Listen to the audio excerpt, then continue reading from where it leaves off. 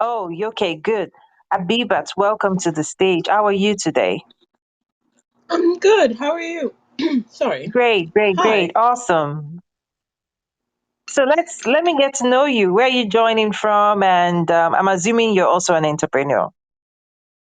Well, yeah, we're trying to be. So I live in Toronto, Ontario, Canada. Um, I work in the creative industry. I'm a designer, um, mostly branding and packaging, and I was let go from my job due to COVID. I took that time to try and start my business because, luckily for us, we have good social support here in Canada. So it seemed like the right time, and I did that for about, yeah, I did that till about this year, June. And from June, because I had to travel, from then I just kind of went back to the drawing board because I learned a lot. A lot happened in that year and a half or so. So I just kind of taking a step back, going back to the drawing board, re-strategizing, trying to really figure out what's next. So this Oh, room was very fantastic. interesting to me. Yeah. Oh, I'm glad. Thank you for sharing. So, for me, when I do unplanned rooms, like this is the first of a series, but I didn't plan or market or tell people about this. So I just, one thing I just want to do is if one person shows up, I want to serve that person. So lucky you. So let me ask you this question. What have you learned? Okay, so you said you're going back to the drawing board and you're Hmm. re-strategizing because that's one of the things I tell people entrepreneurship teaches us. Um, but a lot of times struggle because we think sorry about that, the phone was ringing. So we think that it's going to be easy, and then when we go in without the right skills or knowledge base, it's at that point it's trial and error. And Mm. because it's trial and error, we're learning. You're learning on the job. That's what it means. So Yeah. one of the things I try to tell people is just to calm down. Like the moment we realize that we are a student, particularly if we're first time entrepreneurs, I think it removes the pressure because there's something in the back of people's mind like, what am I doing wrong? Like I'm doing something wrong. Other people make it look easy. Why am I not able to figure this out? Like there's that struggle. And one thing I try to tell people is just calm, be light on yourself, be easy on yourself. You're Mm. trying to do something you've not done before, so you're learning on the job. So that's where my question is coming from.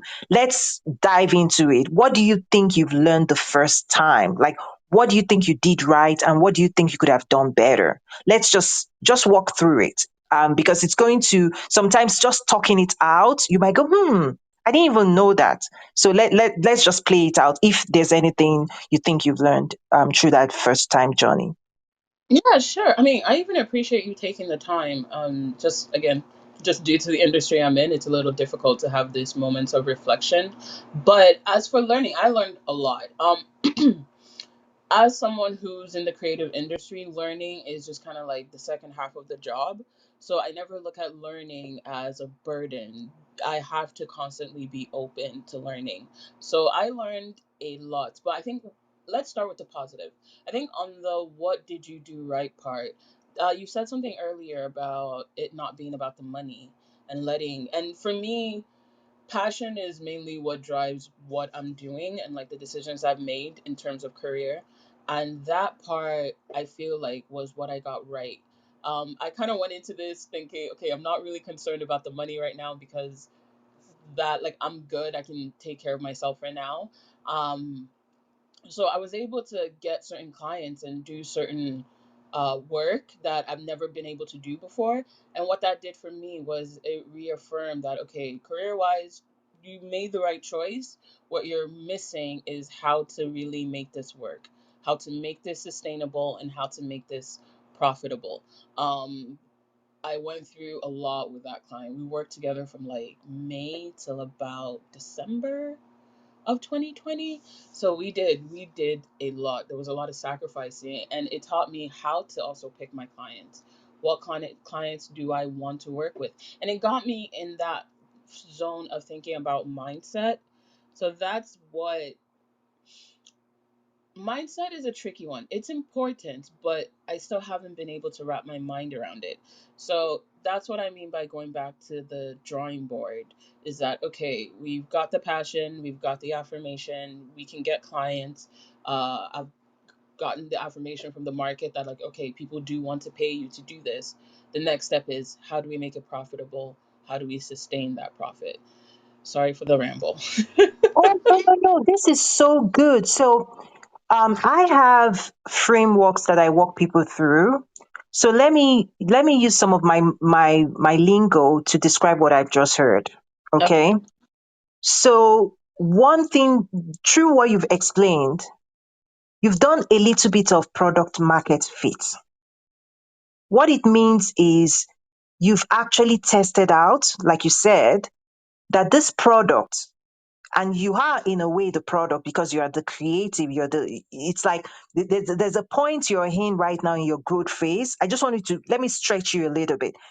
Where you are right now, you are the product and you are the business. As you grow your outfit, your agency, when it becomes a true structured business, you may move back as the visionary, and then you could hire more people to become to deliver the product. But right now, you are the one delivering on the service. So in a way, you are a commodity in your business. Like, people are buying you.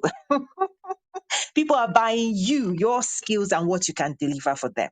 Okay, so that's why I use that phrase. Many people may not realize until you're able to step away and start hiring people, and the business can function without you. You're part of the product. You're part of the package that people are buying. So just be aware of that. So it's very important that personal branding. You have to do some personal branding, but I'll talk more about that. So I'm just throwing things at you to start thinking through.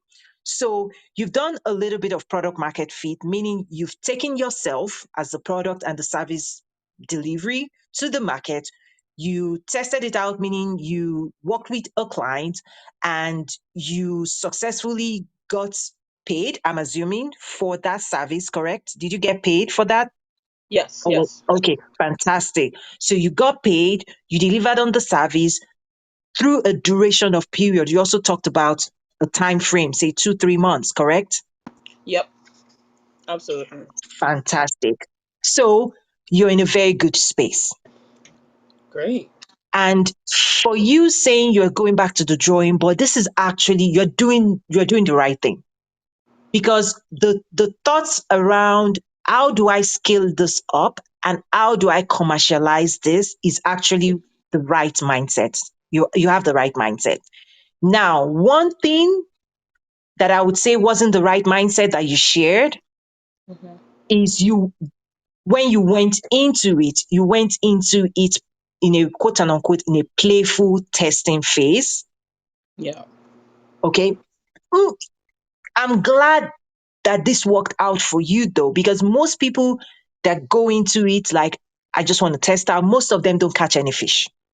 Like, Hmm. if you go to the ocean or the stream with an intention to play at the stream versus I'm going to catch a fish and I'm bringing fish home, right? The mindset is different than I'm just going to have fun at the Yeah. stream. That's another mindset that I have to question, and I see it a lot on Clubhouse, particularly in the diaspora community. Yeah. People tend to go, oh, I just want to do good. Oh, I just want to serve people. Oh, I'm just here to give back. I'm like, yeah, you're gonna get what you Yeah.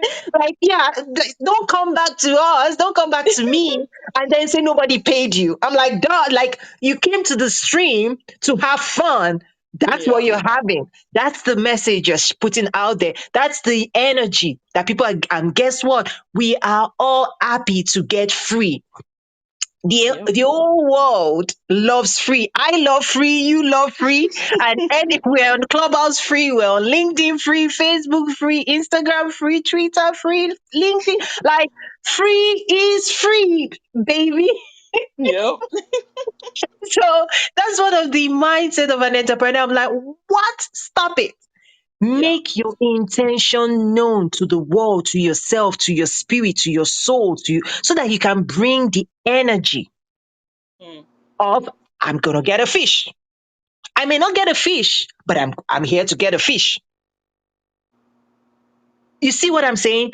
That's Absolutely. something, that's a mindset. Like Yeah. Jeff Bezos didn't start Amazon to play. Tweet, nobody, Clubhouse isn't here to play. Yep. Their target audience may not be you and I, but I can tell you they're working on their business model right now. They are absolutely working on their business model right now. So you see what I'm, so two things, your mindset around product market fit, fantastic. Mindset around starting, I think there may be pieces of that left that I want you to get rid of. Yeah. Okay. So game time. I'm an entrepreneur. I'm in business to make money. Boom. Like playtime over, right? So Absolutely. it's a mental shift. It's something that within us, when it might take a while to get it 100% out of you, because in the community there's something about the community that, or the energy, like, oh, don't pitch me, like within a certain community they're like, don't pitch me, are you right, that's Hmm. unknowingly seeping into entrepreneurship's mindset, and it's corrupting people's mindset, where entrepreneurs are not asserting their presence on a platform like Clubhouse. Like I teach entrepreneurship, I teach international trade. And if you want to learn, I'm here for you. Like that audacity, there's a session I did, was it last week? The audacity to ask for what you want. I was there. Remember? Oh, okay, good. Like it's as an entrepreneur, the audacity to say, I am a creative. I create XYZ, I serve ABCD, and I deliver on this transformation. Like it's your billboard.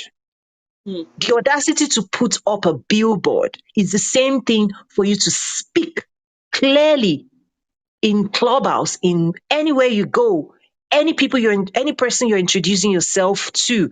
That clarity of the message has to come from your soul. Like, I'm here for a transaction. You might not be interested in what I'm selling, but I'm an entrepreneur. And the pride of entrepreneurship is something people have to embrace. Like, there is pride in being creative, in being productive, and in service. There is serious pride. We are the proud ones.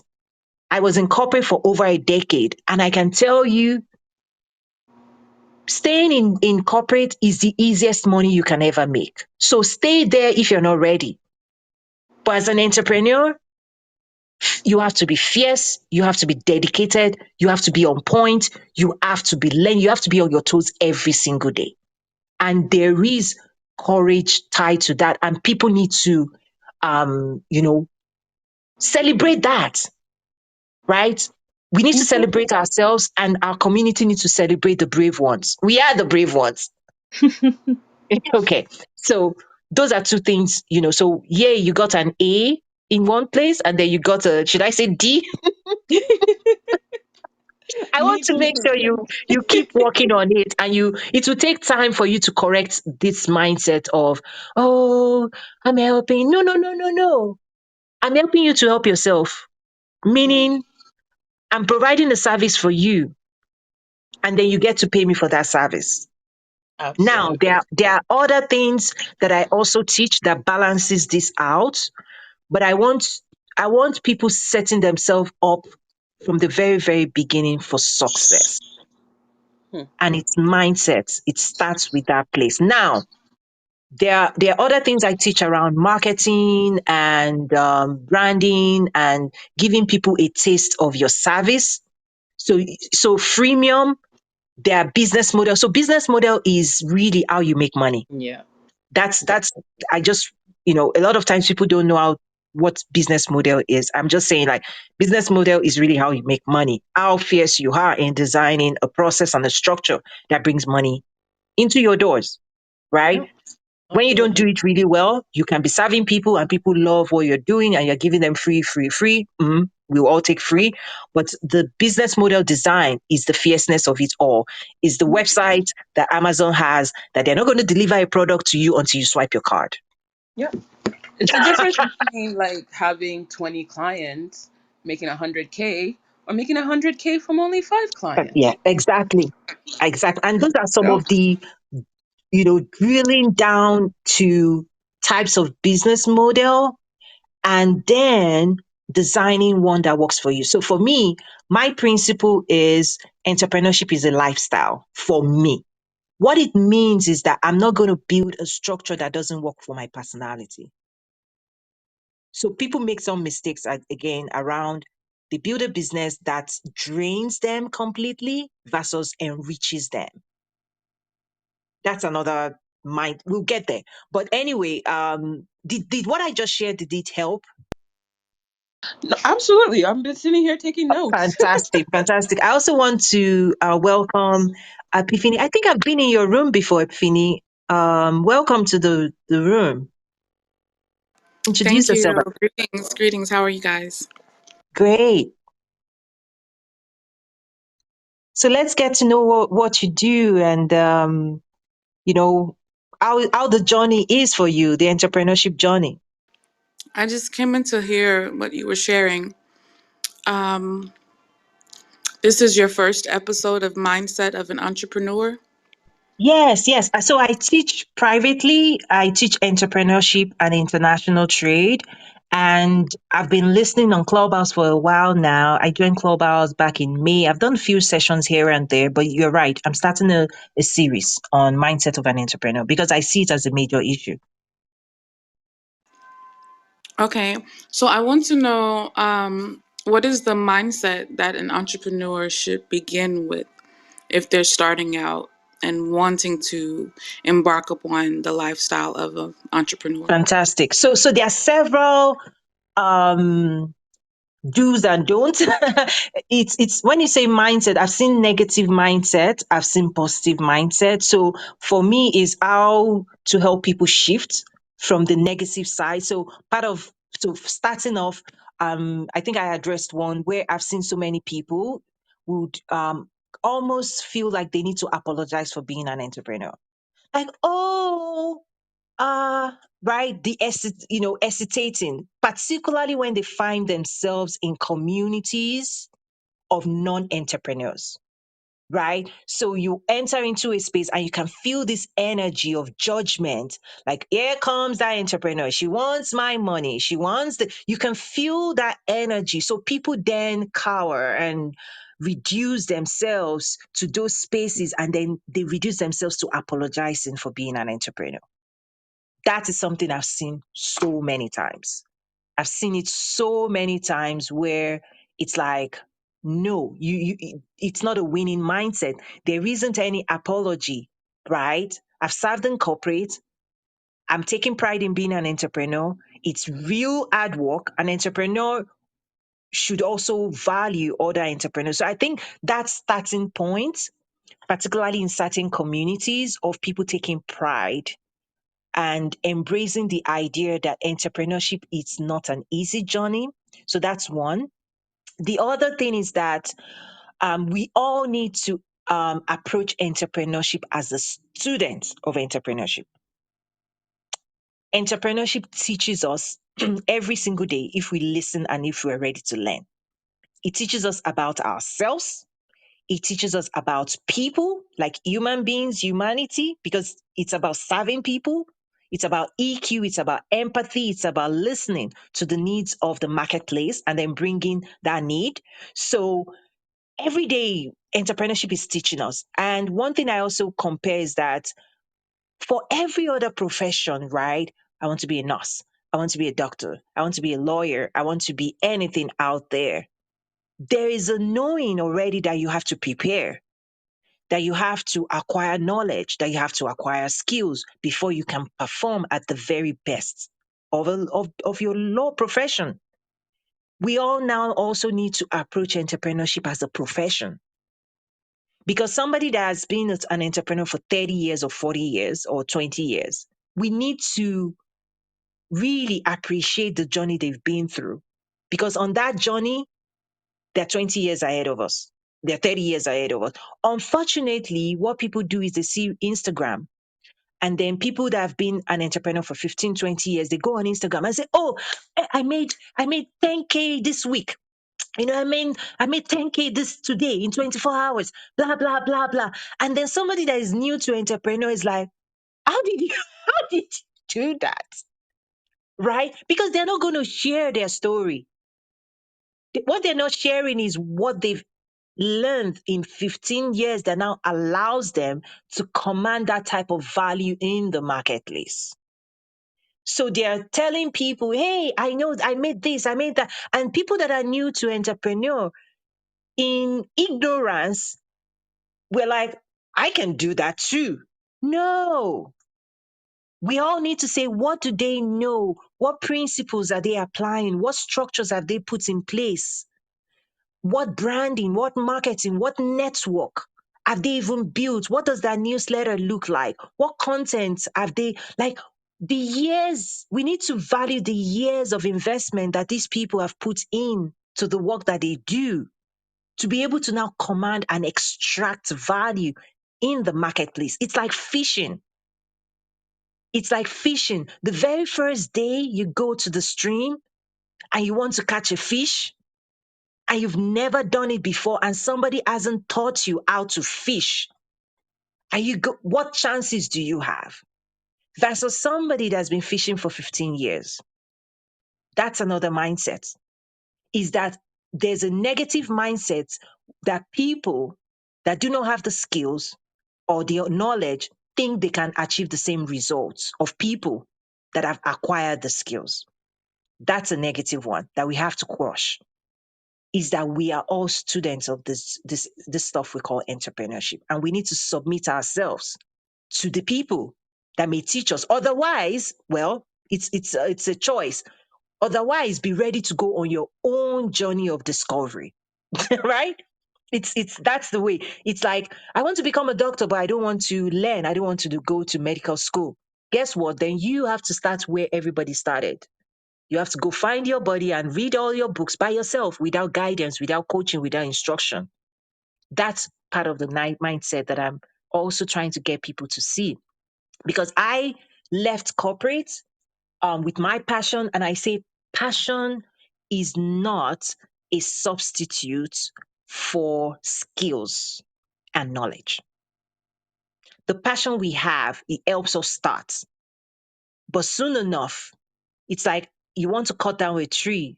You're standing in front of the tree and you say, I have passion to cut this tree down. You better have the right equipment, right? Having the right equipment, having the right skills to make sure when you're cutting down this tree, it doesn't fall on you. You don't endanger yourself and your family, all of those things. So those are just a few things. There are several more, but those are just a few.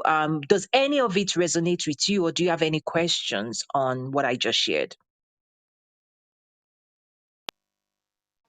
Wow. Yes. I'm so grateful that you shared that with me.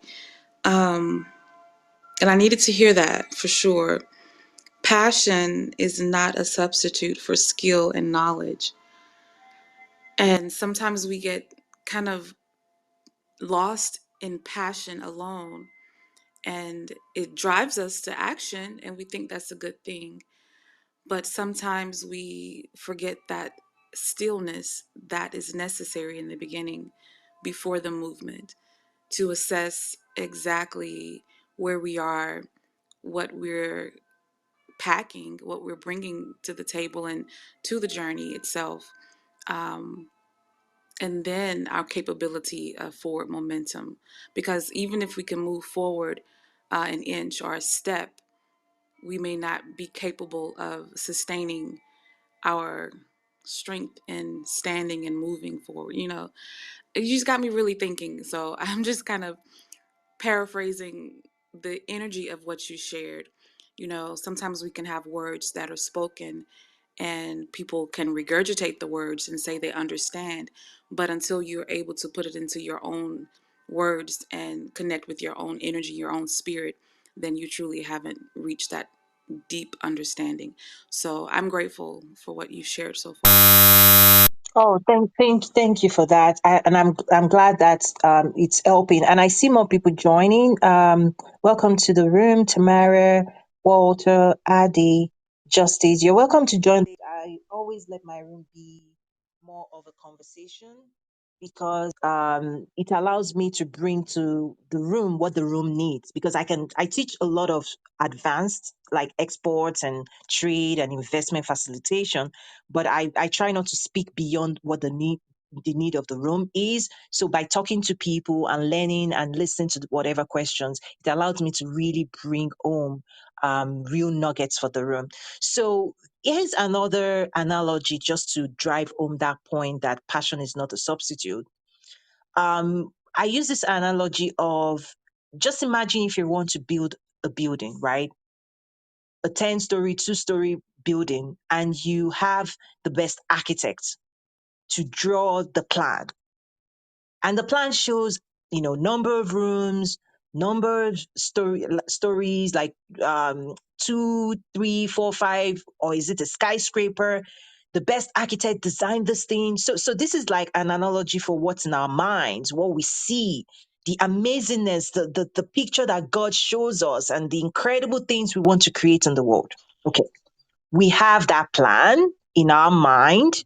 We see it clearly. But this is what I say. That could be your business plan. But if you take, say, a building plan and then you hand it over to a contractor that has never constructed a building in their life, what would they do? Like, what would that building turn out to be? Hey, fantastic building, yes. But guess what? Oh, how do you lay a foundation? I've never done electrical before. Like, this is their very first time. Like, so it's like the vision God gives us, right? And the plan for the business that we have in our mind, there's clarity. Like, I'm going to serve this. I'm going to go to the moon. I'm going to do this. I'm going to create this website. I'm going to create this product. Boom, boom, boom, boom. We put it down on paper. Fantastic. Now it's time to build. Well, I don't have the skills. I've never done this before. I don't know electrical. I don't know foundation. What beams? What's the measurement? Oh my gosh, what resources? That's another thing that I see is that people say, oh, do I need a business plan? I'm like, yeah, it's great. It's great to have it on paper. Fantastic. And then there's an industry out there that you pay people to build, and it's driven primarily by numbers people like accountants, because, technically you can take that business plan and go get a business loan and all of that. So there's a push out there. Business plan, business plan, business plan. Like, if I talk about business plan, everybody knows what it is. But what I am telling people is that's a nice step, meaning it's like a building plan. You need an architect to give you what this is about. That's good, right? But a business plan or a building plan to actually actualize and execute on it, that's a totally different game. And most people are not told or prepared for this. Most of the industry out there will tell you, oh, pay us XYZ, we'll create a business plan for you. And people say, yes, yes. And they're happy. And in their mind, in the mind of that entrepreneur, they think once they have a business plan, they have a business.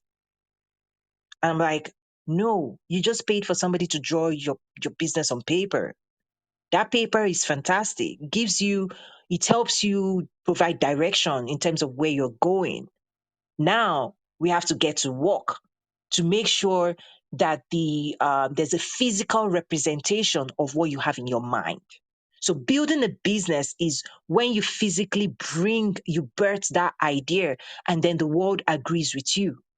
It's like, I'm building a skyscraper, but guess what? People are seeing scraps. Like, right? Like, that's another mindset thing, is that we're so in our own mind. We call our business ABC to global this, and people are just laughing, right? Because there's no physical manifestation of everything you're talking about. So maybe that's another thing, is that when our words do not match what people see, there's a problem, right? And you can find it here on Clubhouse. I'm this, I'm that, but there's no social proof. You go search their name, you go research them, you look at their website, you look at their social media platforms, and you're like, everything you just told me in that room, and who you say you are, where's the evidence? Like, where's the where's the land? Where's the development?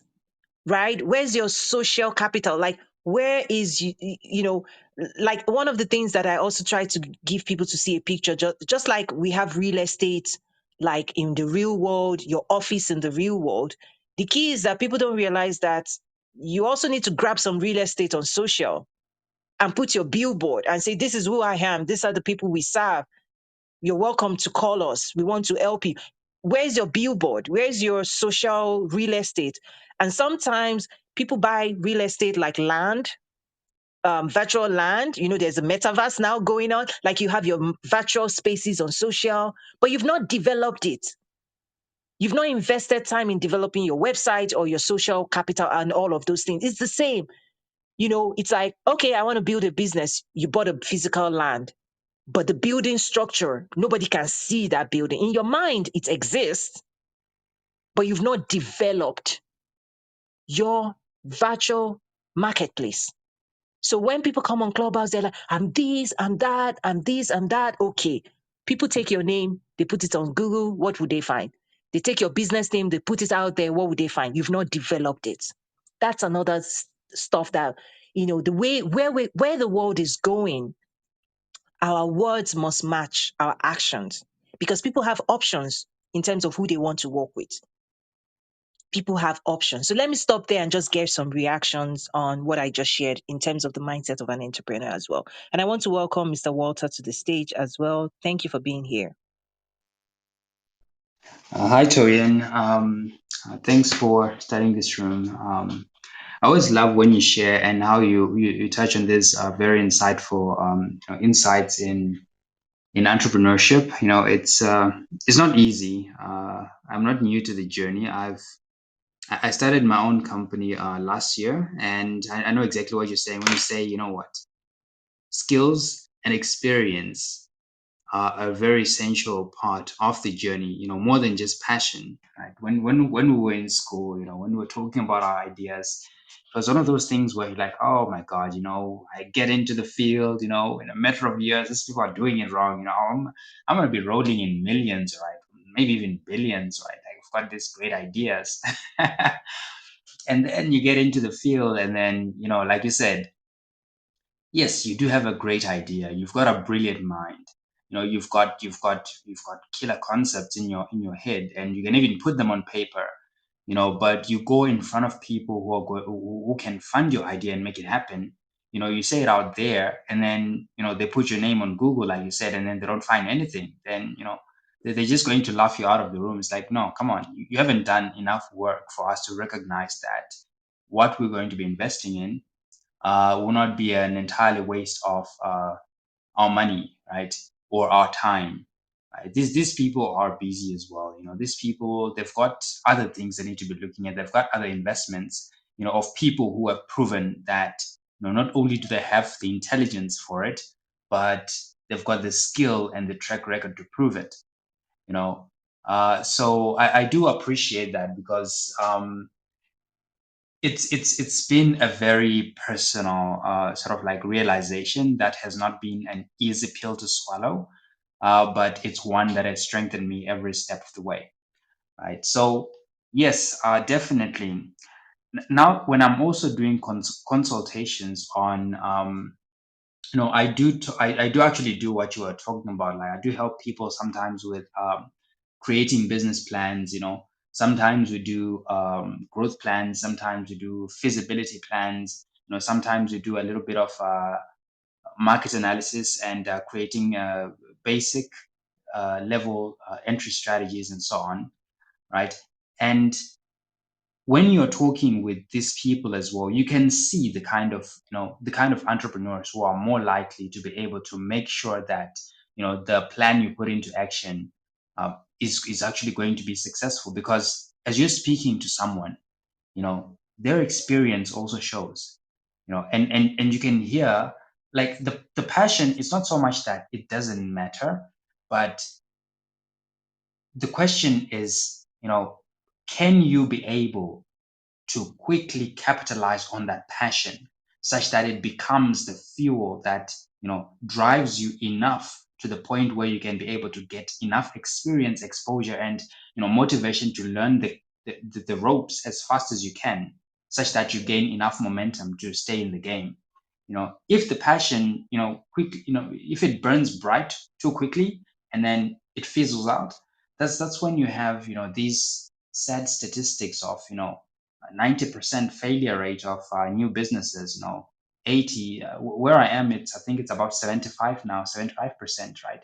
Sometimes it goes for, like, I think even 90, right? When you're looking at the first 3 years, so I understand what you mean, and it's something that I also hope that people, that not only that I come across, they also understood that you not only need the knowledge, but you need the capacity to kill, right? You need that, uh, the experiences, you need the net worth, so the network, of people who can be able to support you. It's not a one man band where you are just the star of the show, right? And then you do everything by yourself. That as much as it is possible in certain cases, it's not sustainable. As entrepreneurs, you learn as much as possible that what, you need to have people that you work with, people that you can depend on to do certain things, maybe that you might not have time to do, or that you may not be well equipped to do, right? But you double down on those things that you have strong, sort of like interest in, and strong expertise in, right? And I think that that is something that I really appreciated when you share stories like like those insights. Not only from just the knowledge that you have, that you learned, the experience that you have, in your day to day work with Nazaru.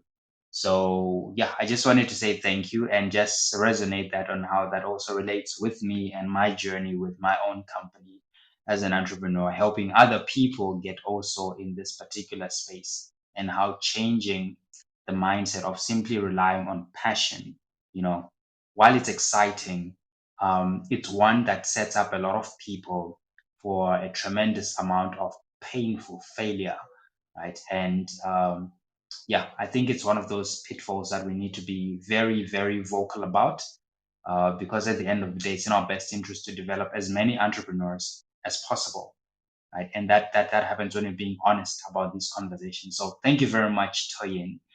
Yeah, I'll stop here for now. Thank you. Oh, thank you so much. I mean, everything you just said is why I teach long term, because it, having the clear vision of what we want to do, and this skill is that. Okay, here's the truth: you have to become a pilot. Just like a pilot that looks at a dashboard to fly a plane. Entrepreneurship, there are so many things that could go right or wrong that you have to have your insights on. And it's like the dexterity required by an entrepreneur. It's like there's so many knobs and twists and things in the operations of your businesses that even if you're going to hire people, which is great, you need to also know what those people have to do. You need to know why you need to hire them, for what skill you need to bring into your firm. So that's also one of the gaps people have. They don't know what they're missing, so they don't even know who to hire. And that's why there are a lot of freelancers out there that you pay them and you'll be like, no, that's not what I need. Well, guess what? You've paid them, they're out, right? Because the precision to know these are my strengths, these are my weaknesses. But in order for us to fly this plane, we need more fuel, or we need more hair, or we need more, right? The ability to be say, what does your business need more of and less of? Those are the skills I want people to embody. So for me, it's a long-term investment. So every week I coach one principle. It's branding. right? Being able to understand that your investment in branding actually influences your pricing model. Because if you don't brand premium, you cannot command premium. You can't. If you've not told a story like Nike, just do it. You cannot price your sneaker at the Nike price.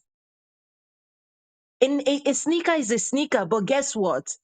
Nike keeps feeding us a brand and a story that we're like, we want more. And they string us along.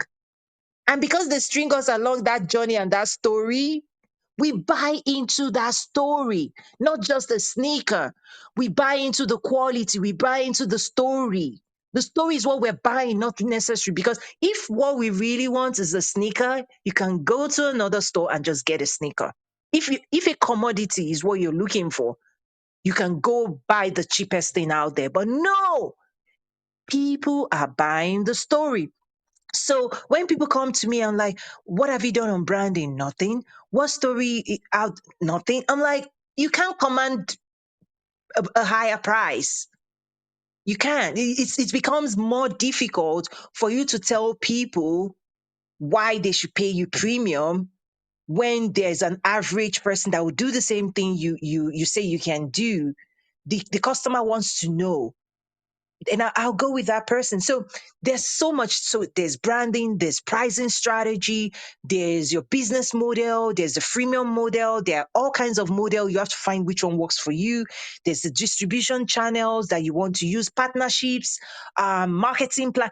There's so many things that I tell people. At least give yourself 12 months and pick a topic every month. That's what I'm doing for my members. It's that the next 12 months, every single month, we're picking a topic and we're diving into it every week. Because if I tell you, okay, know your customer, we all know we need to know our customer, but there's a science to it and there's a precision, there's an how.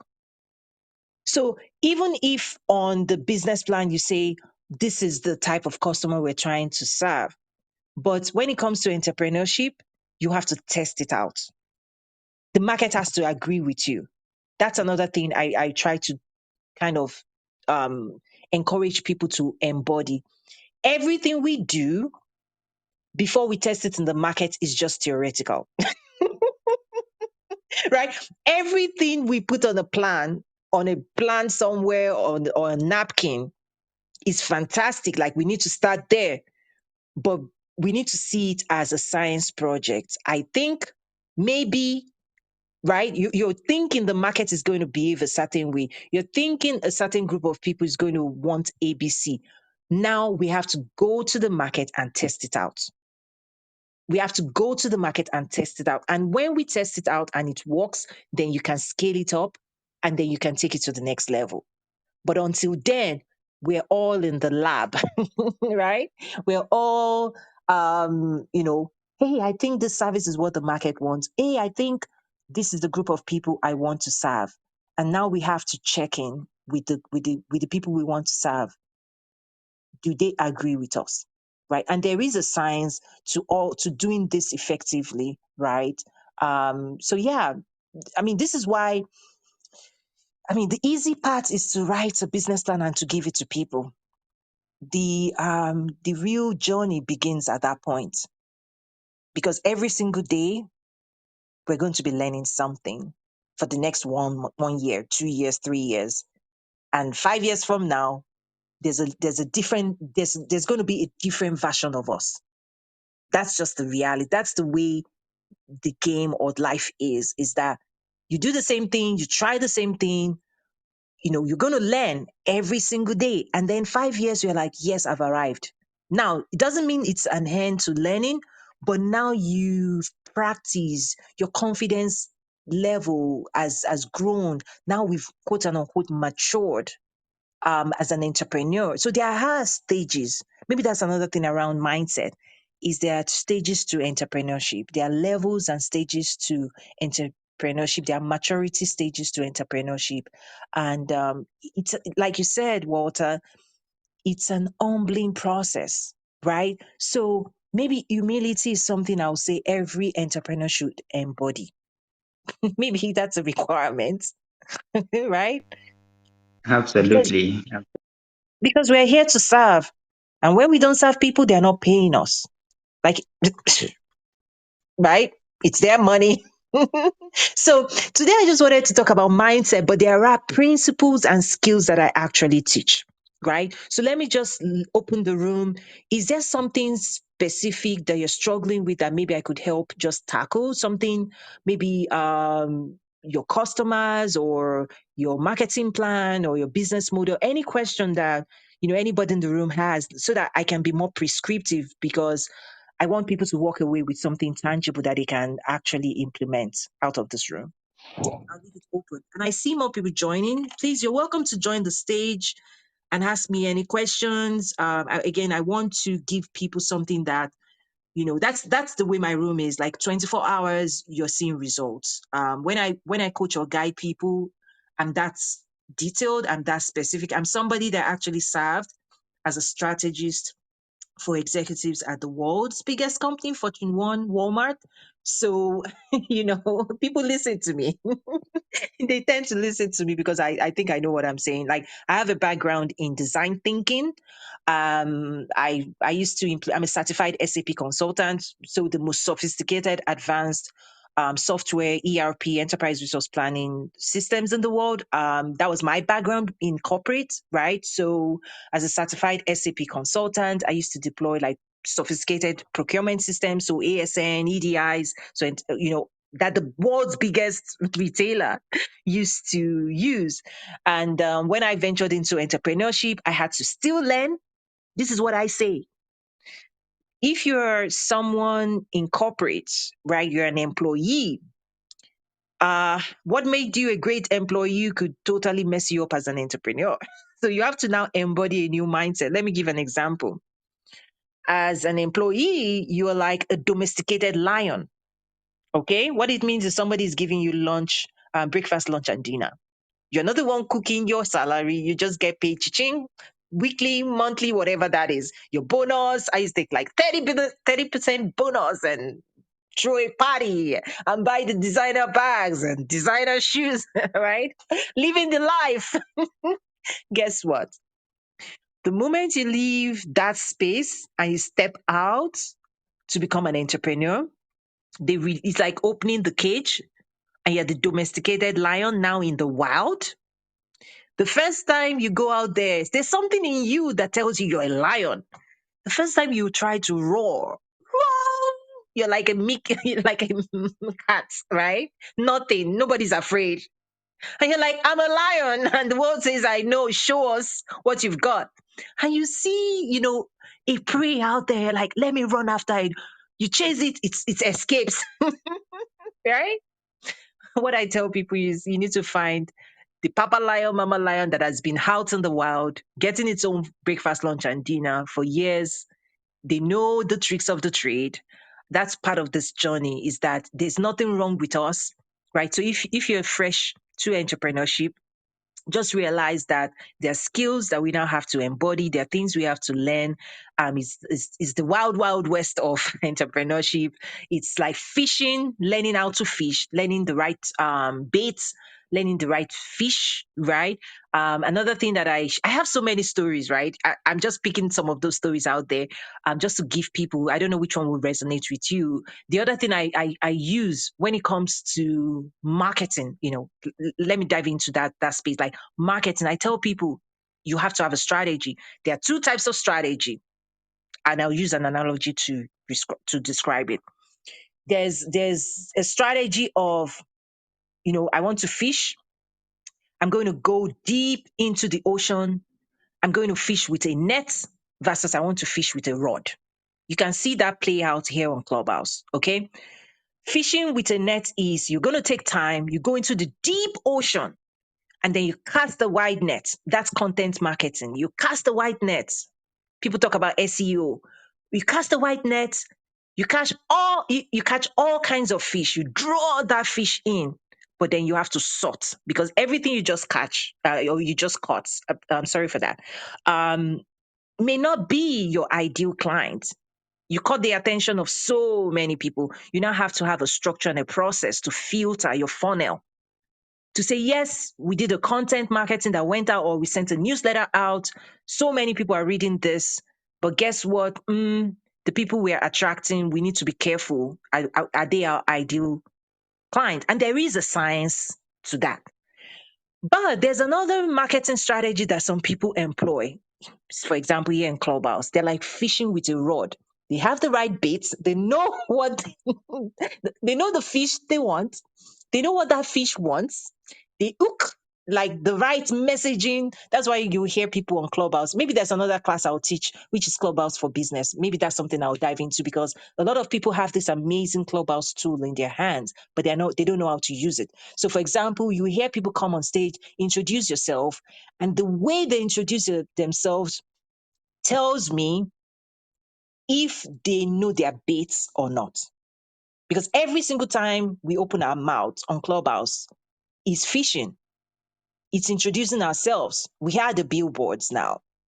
And when I sit and I listen to people, I can tell who has perfected their bait, who knows what fish they're going after, and who has done the real work of casting their net or casting their fishing rod.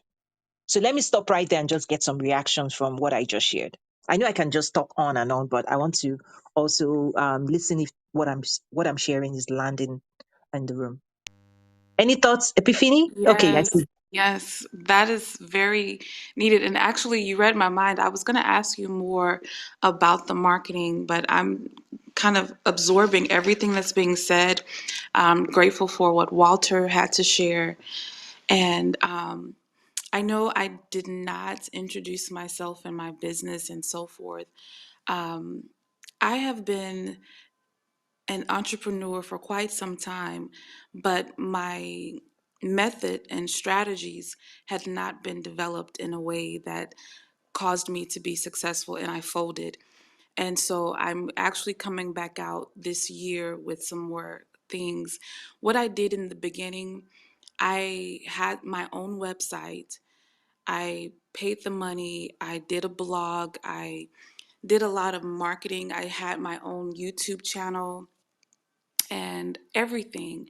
The social media presence, I had Facebook pages with 5,000 friends, and I had my own business page attached to my personal page.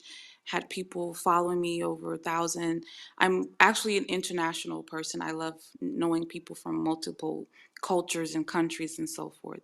So I had built a coalition with some people from mostly Africa, Togo, Ghana, Gambia, Nigeria, South Africa, even someone from the UK, Sierra Leone. And we were establishing something on a global level. But a lot of things that I'm learning now, I didn't know. It was like a lot of the detail aspects and what did you say? The blueprint was not there. I just kind of stepped out and began doing stuff. And so now I'm doing the opposite. I don't have the social presence anymore. As you mentioned, people look up your name and then they're not finding anything about you. But now I'm actually doing word of mouth and looking to learn more. And it's really interesting. So it's hard to explain, but it's like I'm doing the back work that I should have done in the beginning now. And then I have the skills, I have the abilities to go back and create my own website. I have a 5-year budget already established. I have a business plan established, a $220 million business plan I've written out over 15 years ago. But to implement it and to really get the details established is just really a lot. I'm just at a place of being that student that you mentioned. Okay.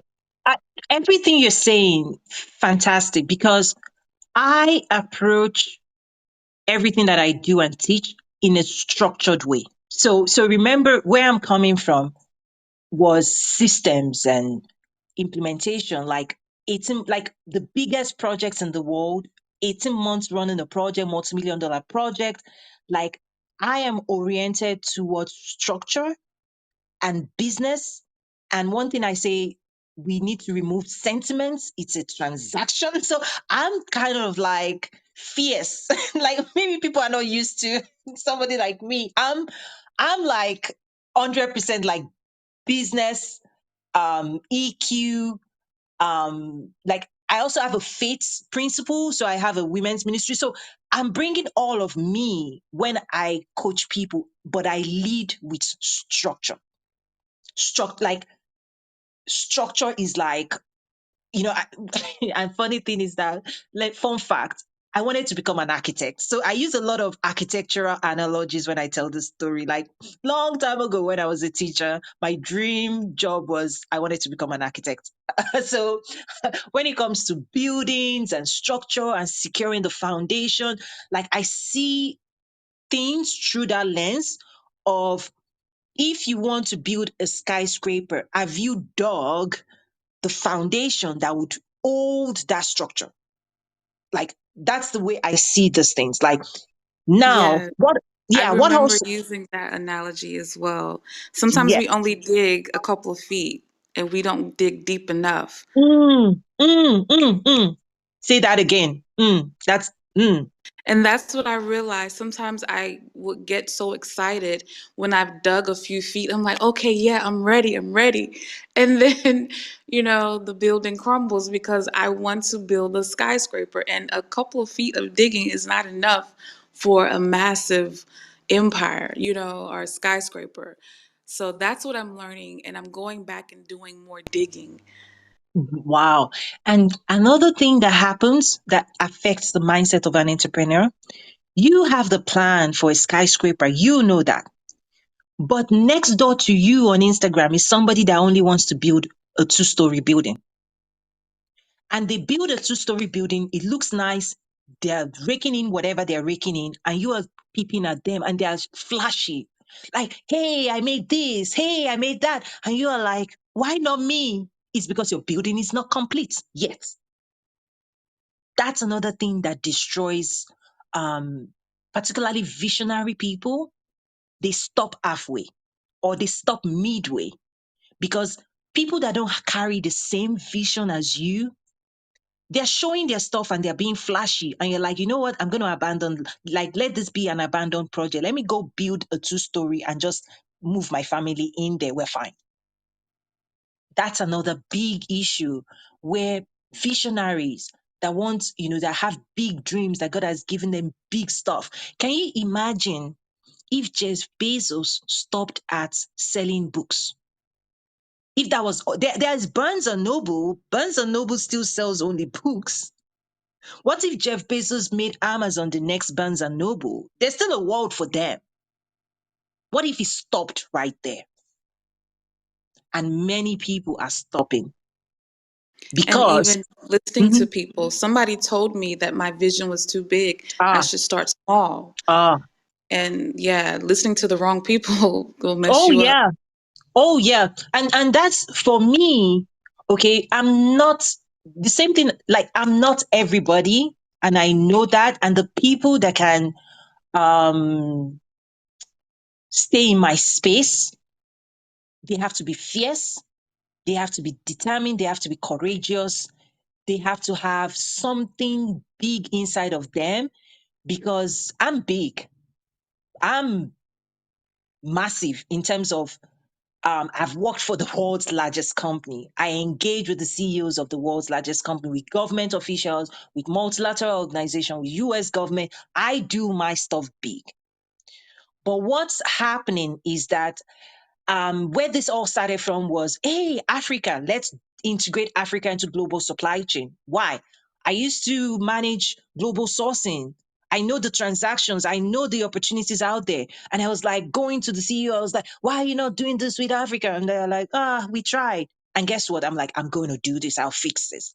On that journey, I realized that I was asking people to fly when the real struggle was, we don't even know how to crawl. I'm like, okay, let's come back to the basics. Let's secure the foundation and then get people. Because I say international trade is built on, it's the Olympics of business. It's built on strong entrepreneurship base, and people are trying to go international without the right foundational structure. So that's why when I say I teach entrepreneurship and international trade, I have two memberships, one on international trade, one for entrepreneurship, is because based on the maturity that I'm finding, there are some people I cannot introduce them yet, but I can invest in them to grow their mindset, to grow their negotiating skills, to grow their structures, to grow their sales plan. And then when they're ready, over time, then we can make those introductions for. So that's for those who don't know why I do what I do. That's the background. Is that this all started my background in supply chain logistics for the world's largest company. I think big, like like I go big, right? And I realized that, oh my gosh, I actually have to invest and teach and coach people. And I decided to build an entire practice around training and academy, because all the things that we all want to do, it requires serious skills. Serious skills. Like the places we're going, the competition you're going against, your pricing strategy better be fierce. Your logistics better be on point. Your legal plan and your contracts and your financing, trade financing, like we better get it right. So that's why I've now built all of this stuff and spaces to coach and teach people so that we can compete. Because the world is moving out there. Like the world already, like Silicon Valley has this stuff, this knowledge. They know what it takes to build a global brand. And for me, I've designed a 6-step process. There are 6 things you have to get right. Like using my design thinking, I was like, we have to get this thing in a repeatable way. Building a business is not rocket science. It isn't, believe it or not. I've done things more complex. um, when it comes to finance and controlling, supply chain, oof, trust me, profitability analysis for Whirlpool Corporation. I worked there, like, there are more things more complex, right? So for me, I had to design, like, okay, how do we build a business in a repeatable way? What are the function, I call it in SAP, we call it functional areas. What are the functions, right? Your HR, your finance, your books, your sales, your marketing. These are the functions of a full-fledged business. As an entrepreneur, we have to master all of these things. It's not one or the other, it's all. It's all. We have to master all of these things. So for me, that's the backdrop, right? That is why I'm super committed to this, because the ultimate vision for me was advancing business, trade, and investment. That was my matching order. And over the years, I realized that I was preaching to people. I was telling people, fly, let's compete, let's go into the room, let's engage, like, let's do international business. I was like, Toy, we want to create ABCD. We don't even know that yet. I'm like, oh, okay. So anyway, that's my own story. That's my why. And that's why I strongly push like people, like, we need to go to school. like we need to get back to school. Like this stuff, it's not as we think it is. So anyway, that's my own backstory. And like if people search my name or my company, will see, I mean, the things that we do. And I host like, you know, African Union Ambassador for International Trade and government stakeholders. So um, that's the other community I serve in terms of government and business stakeholders, me really at the advanced policy making stage. I also teach government when it comes to trade and investment facilitation. I teach, but at the end of the day, we come back to entrepreneurship mindset, right? It's back to that. And yeah, so I'm happy to help grow people, to invest in people so we can compete better with the rest of the world. Other communities have figured these things out, and but they're not going to share, they're not going to learn. It's a lot. They're not going to teach, right? So anyway, I wasn't planning to share that, but That's my why for the Entrepreneurship Academy. Originally, I wanted to bundle it into my existing international trade, and I realized no, there were so many people that were following me that they weren't really interested in international trade. They were just trying to even survive where they're at, right? US, Chicago, here. Like, like I support businesses here, like Tony, I don't care about your international. I'm just trying to build my business right here at home. So that's why I decoupled and separated those two things. So I teach entrepreneurship for those who want to build and grow, and then those that are ready to do cross-border transactions and structure partnerships and understand export development. There's a growing space and an opportunity there. And I have classes in that space as well. So I know I've talked a lot. Let me keep quiet, but that's my why. Mhm. Any reactions to that? None? What? And it's I think the thing that happens is like you say quite a lot and it takes quite a while to digest, because we're paying like close attention.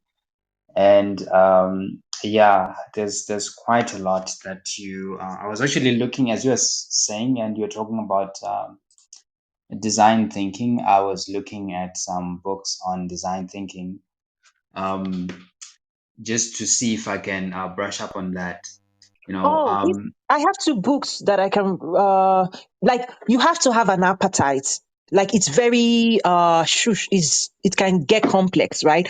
But two books, if you go to my LinkedIn profile and after I pinned up there was a session I did. I was holding a book in my hand. If you watch it, you can see the books. One is value proposition design, and the second one is business model generation. I'm looking at them right now. They are very complex.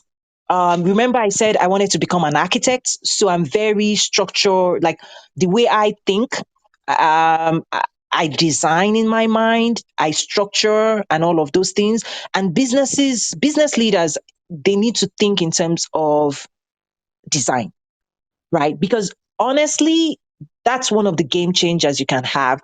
Because when we do design things, let me give you an example of a session, right? Say when I was with Walmart, most people don't understand that we are designing a customer experience. When you walk into a store, everything that you go through that the customer experience of the brand, it's by design. Nothing just happens, right? The bakery that is stationed by the door is because we want you to smell fresh bread. Like, and you go hungry. You're going to spend more when you're hungry, by the way. Okay.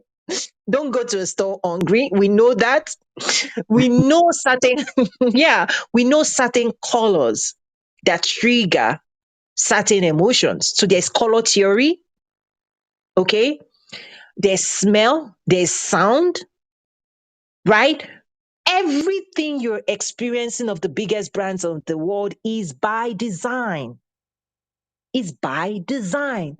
So even for you as well, an entrepreneur must approach business through the lens of design. You're designing an experience, you're designing a product, you're designing a service, you're designing a brand. Everything is by design. So those two books, you can find it on my LinkedIn. You have to scroll a couple, but I held those books up. But wait, I'm looking at them. yeah, it's design, value proposition design, and business model generation. It's a lot of drawing. It's a lot of like cat drawing. Like it's. I just say I enjoy that. So for me, you know, also in the Entrepreneurship Academy, there's a class, like a 2-year-old class. You find me drawing on the board. I'm like teaching and sharing. Like this is your customer. What are their pain points? Are their aspirations? How do you map it? What's your value proposition? Okay, let me play it out, maybe to help someone in the room right now. So I have 6 steps I take people through. You know, I have one-on-one clients that I worked with, but the platform is really group engagement every single week and structured program by month. So let me just pick one. In step 2, I talk about the customer. Let me dive into this space because it's a science. It's I love it. People say, "Oh, know your customer. What's your niche?" Fantastic. But the level I take it to is the reason you need to know them is because of two things. Try to understand their pain points, and maybe you've heard this before. What is their pain points and what are their aspirations? Those are the two things they pay for. People pay because they're trying to get better at something, meaning they're moving towards something, or they're trying to get rid of something. Again, people would pay you, say for a luxury. The reason we pay more is because it could be status symbol. The reason we buy the red bottom shoe is because of XYZ. It's an aspiration. We want to be perceived a certain way.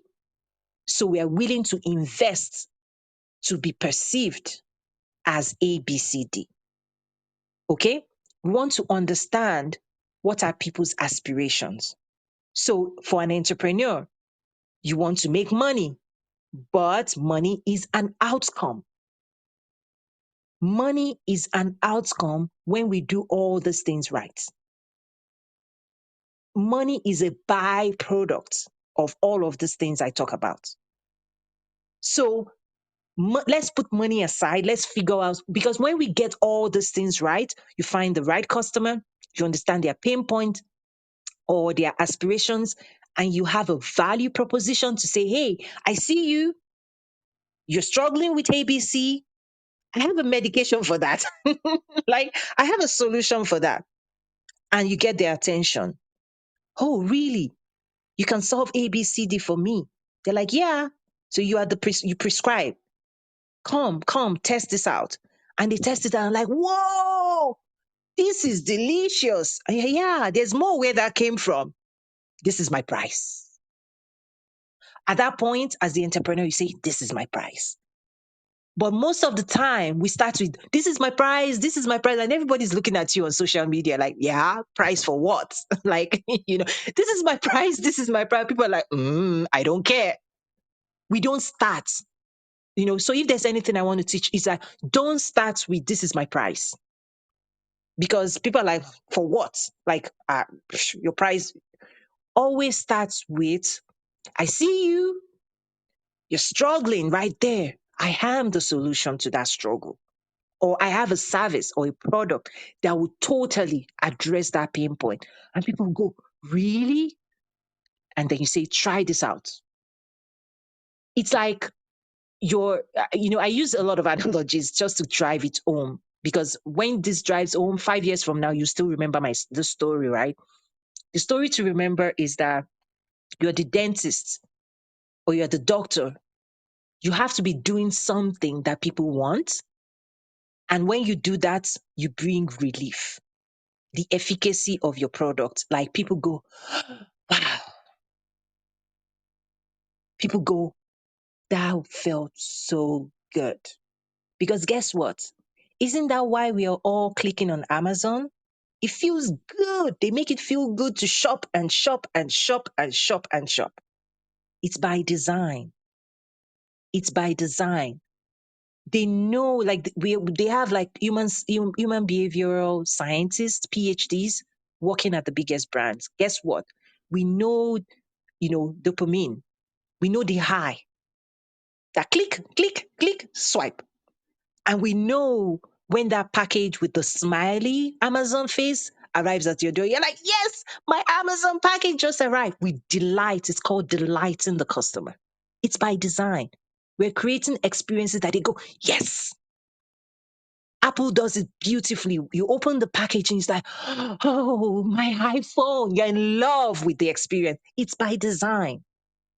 Everything is by design. So as an entrepreneur, maybe I'll start wrapping up for today. As an entrepreneur, we have to embody those things like I'm designing for my customers. I'm designing for my clients. How do I make sure their experience is absolutely flawless? How do I delight them enough that they go out there and they spread the word? They call their friends like, oh, did you see what just happened to me? I'm in love with a brand. Anyway, I can be dramatic if you guys don't know already. Okay, I'm keeping quiet now. I'm showing so much of my personality here. Oh, I'm dramatic. Okay. Tony is quiet now, but let me get some reactions before I let loose. Go out and go on. Oh my God. Yeah, no, it's beautiful. I feel like that's part of entrepreneurship anyway. You have to show your personality. People fall in love with that, and then we support that. They feel like they can connect to the entrepreneur, so they'll be able to connect with your brand as well, you know. Yeah, no, that's beautiful. So like um the question I wanted to ask before was, look, I get like you are a big picture person, and you've got this amazing drive to, what you set your mind to do, you do. Like I have been paying attention to some of the things that you've been doing, and you've made a lot of movements in a lot of areas, which would otherwise, in ordinary circumstances, it would seem impossible, right? And I feel like I also do the same thing. I'm not afraid to learn what I don't know. I know that I'm incredibly smart in ways that, Oh my even I gosh. can. I'm so sorry Yeah, to interrupt you. Let me say yeah, one thing that is different that you may need to embody. Maybe you don't yeah. make enough noise. I'll keep quiet now. Continue talking. As you were saying that, Yes, you said what you were doing, but maybe you're not loud enough. I'll yes. explain it when you finish. Oh, all right, all right. Let me just write that down so I can remind you. All right. So, um, like I'm not afraid of a challenge, right? That's the kind of person I am. People around me, when they're around me, they feel energy, they feel energized, they feel like they can take on challenges. That's the kind of person I am. Right? They feel my presence, and in doing that, I empower them. And it's part of the reason why I'm also an entrepreneur. But there are stages, as you say, there are stages of being an entrepreneur. When you're starting out, there's certain lessons that you have to go through, certain experiences, that are going to scrape your knees, and you're going to fall down and feel the pain, you know. And right now, the question I want to ask is, I'm at a stage where, I am getting customers. I am showing up on social media. I'm showing my website is there, and it's communicating quality, as it should. And I can be able to communicate with my customers for, a premium price, right? But there's also something inside of me that I know, like what I'm building, it's not this. It's a little bit. It's actually a lot bigger, right? It's a lot bigger than Thought Masters and entrepreneurship and growth management consultancy. It's much bigger, right? I wasn't even taught about this in school. In school, they teach you to manage a small business, but what I have in mind is something that is a lot bigger. And knowledge is a big part of that. So I read a tremendous amount of books, right? Some of which would surprise you. And when you were mentioning this, that's why I was looking for these books, so that I, always supplement my knowledge. I'm always reading on the big four consulting firms insights, on some research articles. And I've got a lot of other research tools that I use that have advanced methods that help me to dig certain specialized information. Right? It came as part of the experience. But my question is, the next level that I want to go to, it demands that I get my ducks in a row. It demands that, my punch has to have an extra sting, and that means that I have to be more organized, not only in what I'm doing, but in how I'm approaching it, right? Say maybe what used to take me an hour, I need to, shrink it down to something like 10 minutes, right?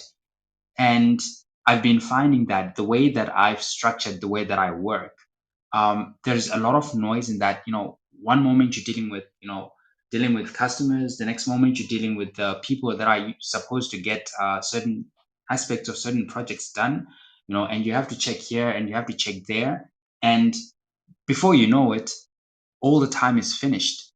And you know getting to think of the next level or the next step, where you say, okay, the next step is us having to put this aspect of this aspect of maybe like service delivery or quality, sort of like a quality product into our mix, right? You can't even do that anymore, right? You can't even sort of like draft new proposals for new kinds of clients. Where I see maybe I was thinking of I think it was in one of your rooms where I was encouraged to attend the IATF, the Intra-African Trade Fair, right? Yes. And yes, and I even applied, and I was accepted to attend, right? But during that week, I was extremely busy in ways that I was just like, you know what, this has to be the, I don't know what's happening, right? So I ended up not being able to attend. And one of the problems I'm now facing is like, okay, I feel like most of my time is spent here. And as a business owner, as an entrepreneur, you need to work on your business and not in your business. And a part of that comes from knowing certain things, restructuring the way that you not only think, right, as the leader of the business, but also how you approach the work, right? And I wanted to hear maybe if you have some tips on that, on optimizing how you use your time to still maximize value, maintain the same value and quality, or maybe even increase it, but not increase the amount of time that you spend on work that you know would hold you back from building more of what you would say your skyscraper, because we know where we have to go, right? And if we keep on maintaining the structure of a two-story building, it becomes more of that's not being an entrepreneur. That's at best a business owner, right? And an entrepreneur creates new realities, and new realities comes from building big things, skyscrapers. That's our appetite. That's why we're having these conversations. That's why you're dealing with IATF, building these entrepreneurial academies. I also want to do that. Not necessarily exactly what you're doing, but in my own vision, I have a certain picture of what that looks like. But my time is, it seems, it's the biggest bottleneck in getting there. And as I was listening, when you're talking about design thinking, I'm thinking it's one of the things. But I would also want to know, maybe, do you have some tips on that? Mhm. Right. So I think I'll stop here. Okay, so I'm going to tap into another skill or gift. Let me call this a gift that I have because maybe it's not a skill. I can be very, very like laser prescriptive. I can pinpoint what the issue is and I can address it. It's almost like a surgical approach. And I would, Yes. it's a gift. That is a gift. It's not a skill. I will tell you it's a gift because I'm very precise. And I will ask the question I'm about to ask you is what, if you can solve it, you would solve everything. You need to decide the rooms you belong in. Where do you belong? Because your business is not going to go further than the rooms you step into. You, as the leader of your business, like you need to decide, you need to ask yourself, where do I belong?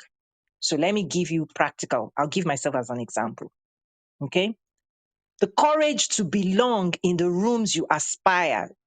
Close your eyes. Where do you see yourself speaking? Who are the people listening to you? The audacity to open your mouth in those rooms and the audacity to make sure those types of people listen to you, pay attention, pay you, engage with you, and see you as an authority figure.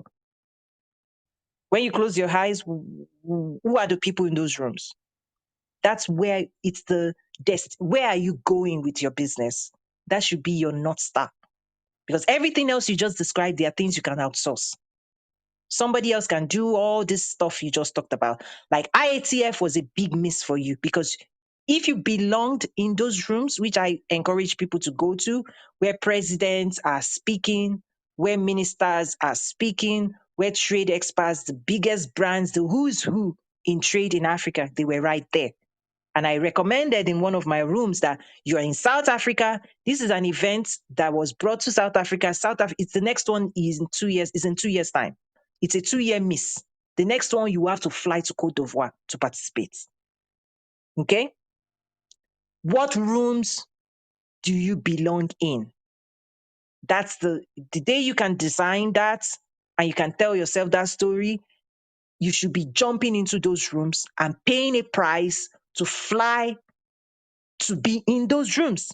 That's why I host international trade summits. Like when I host summits and I'm saying the ambassador for blah, blah, blah is here, anybody that thinks they belong in that room will pay, fly, put themselves in an hotel. They will pay a price to belong in because there are some rooms that is not Clubhouse. There's no price to be on Clubhouse. Anybody that has a phone can enter Clubhouse. If this is where people think they belong in, fine. For me, we have 3 rooms that Nazaru serves. The penthouse people, the middle floor people, and the ground floor people. I'll be honest with you, Clubhouse is the ground floor of the work that I do. And that's fine. That's why what I say on Clubhouse is entrepreneurship and international trade. When I'm talking to the top house, I'm not telling them I'm teaching entrepreneurship. No, they don't care. When I'm talking to a government official, they come to me for something else, not entrepreneurship.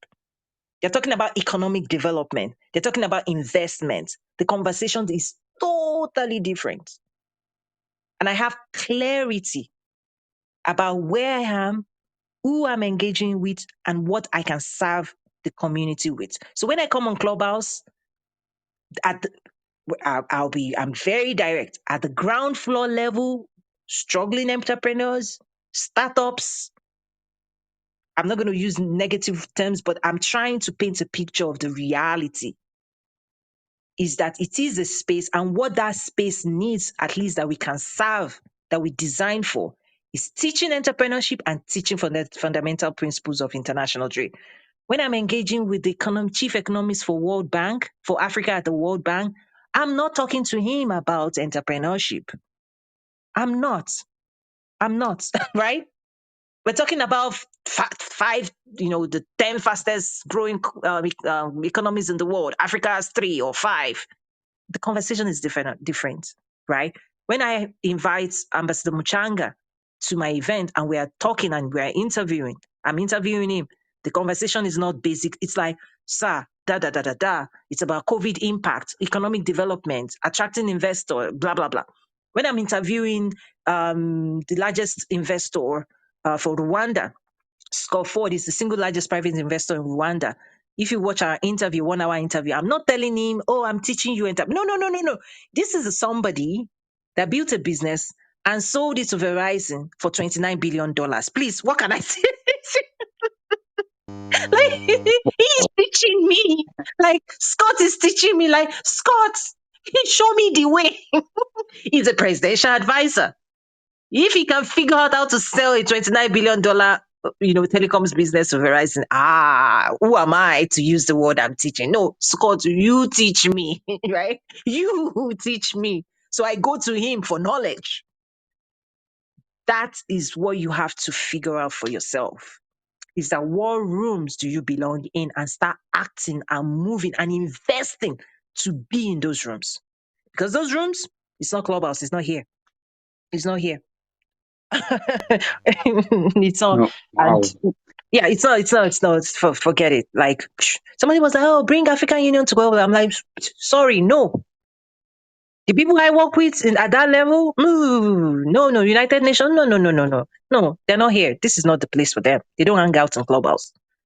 Now, what I do, Clubhouse, LinkedIn, Instagram, I teach. We've created an entire, and the reason I created this is because it's a staircase, is the vehicle that will allow people at the ground floor to move to the middle floor. The programs I've created, when I say, I teach entrepreneurship and international trade, is because without this knowledge, you're not going to those spaces, because I've been there and I know what's going on. Me going to Doug McMillan, oh, Africa, this. He was like, Tony, okay, what does Africa want to sell? Okay, we are here. We are the global buyers. We buy. My SVP for global sourcing, I will tell him to talk to you. Okay, I'm sitting in front of these people and they're telling me A, B, C, D. I'm like, yeah. Oh my goodness, my people, we need to go back to the drawing board. So, in summary, I've heard what people want to do, the aspirations that we all have, and we want to do this, we want to build this, we want to build international, intercontinental this.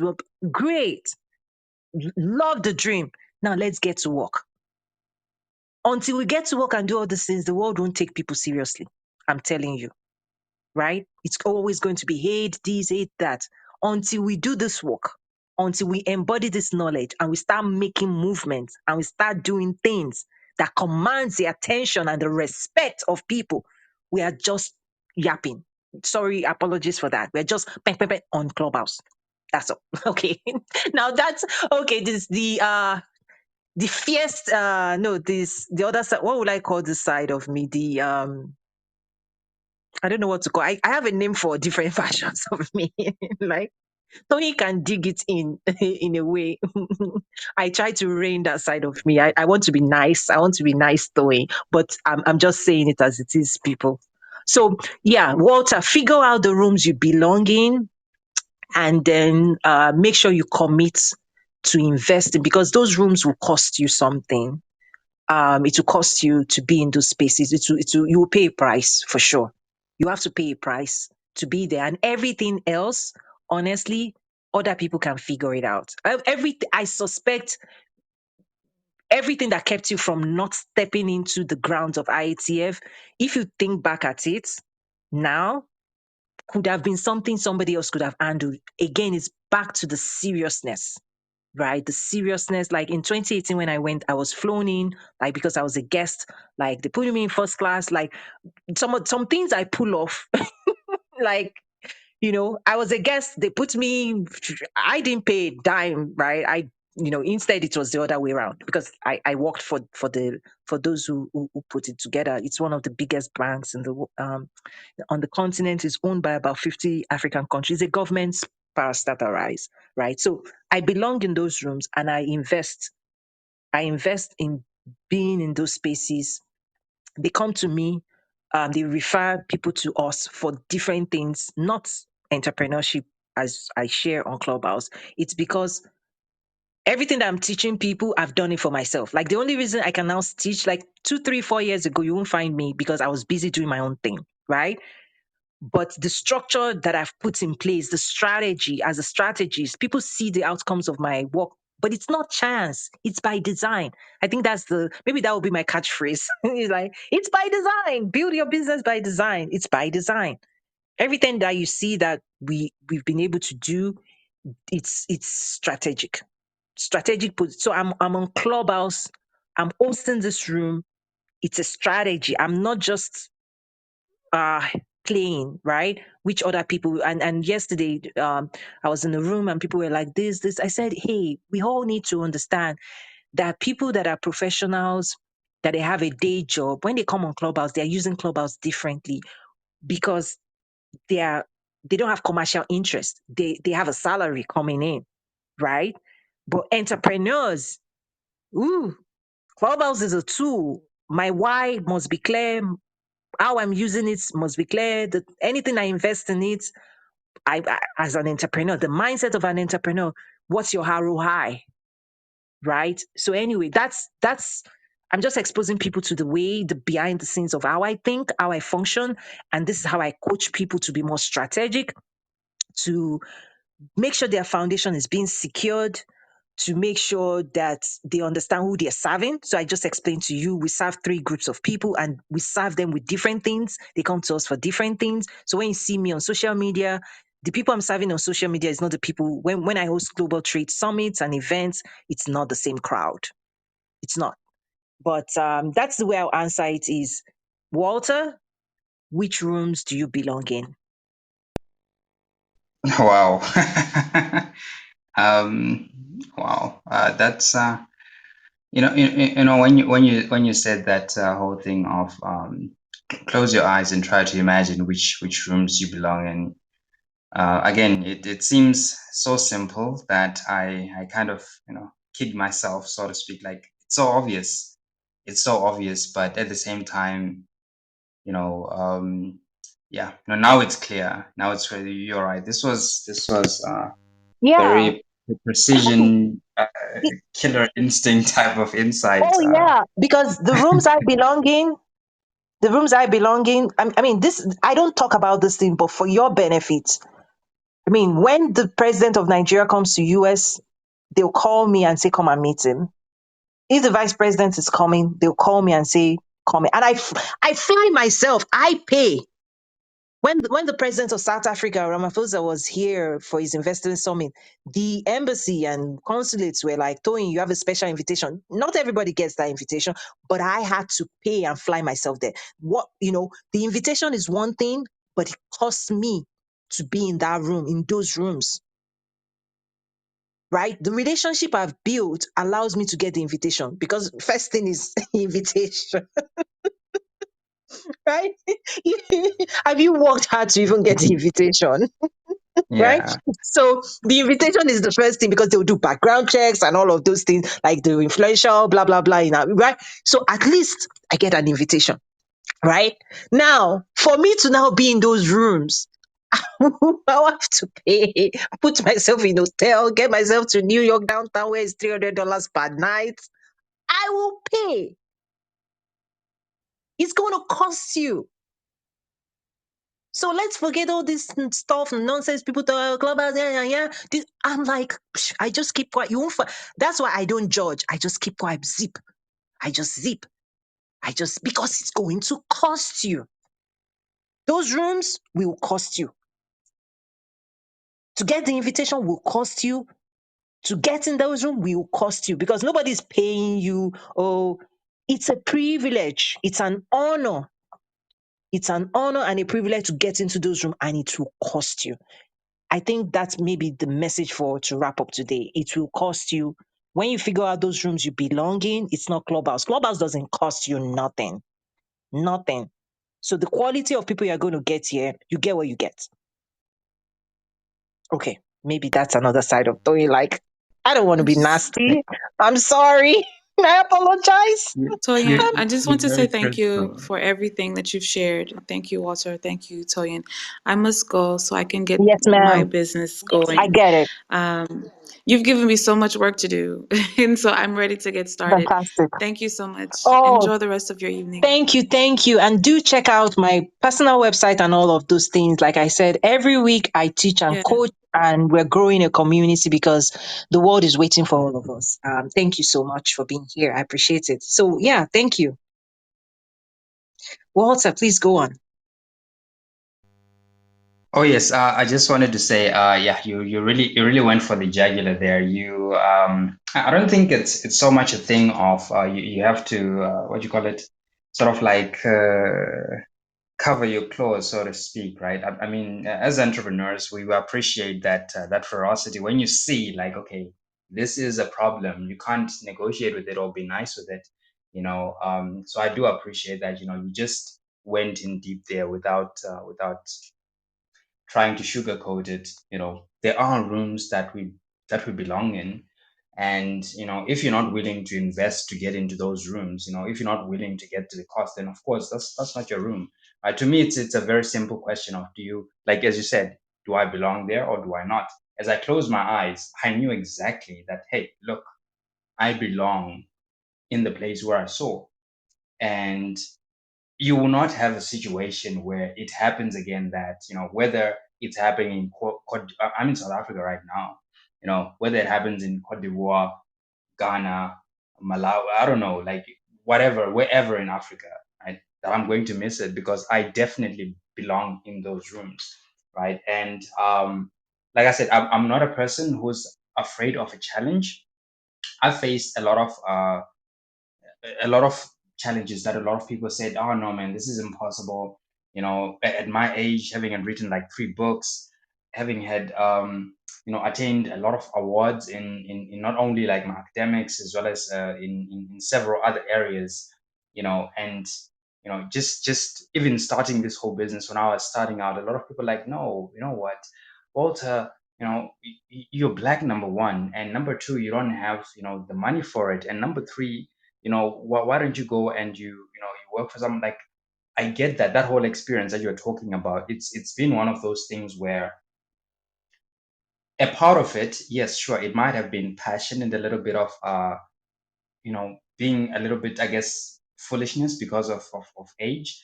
But a part of it is also being like, I've always been driven. I know exactly what I want. I know exactly where I need to go. But sometimes, again, as you're doing this work, you tend to forget. You tend to forget. Maybe you might get a little bit sort of like flustered with all the work that's going on around you. Like, oh, we're talking about entrepreneurs. You see a lot of noise around you. Like in the case of you were mentioning, Facebook, Instagram, where people are throwing a lot of money. People who've been doing certain things, and they're showing off. Oh, this is what success looks like. And then you compare it to yours. You're like, no, this is not what I'm looking for. This is not what I'm aiming for. Is it true that maybe I'm aiming for something that is impossible? Or is it true maybe that what I'm trying to create is something that other people, like, what makes me so special in having to go for this particular thing, that all these other, like, can they see it? Can they see it?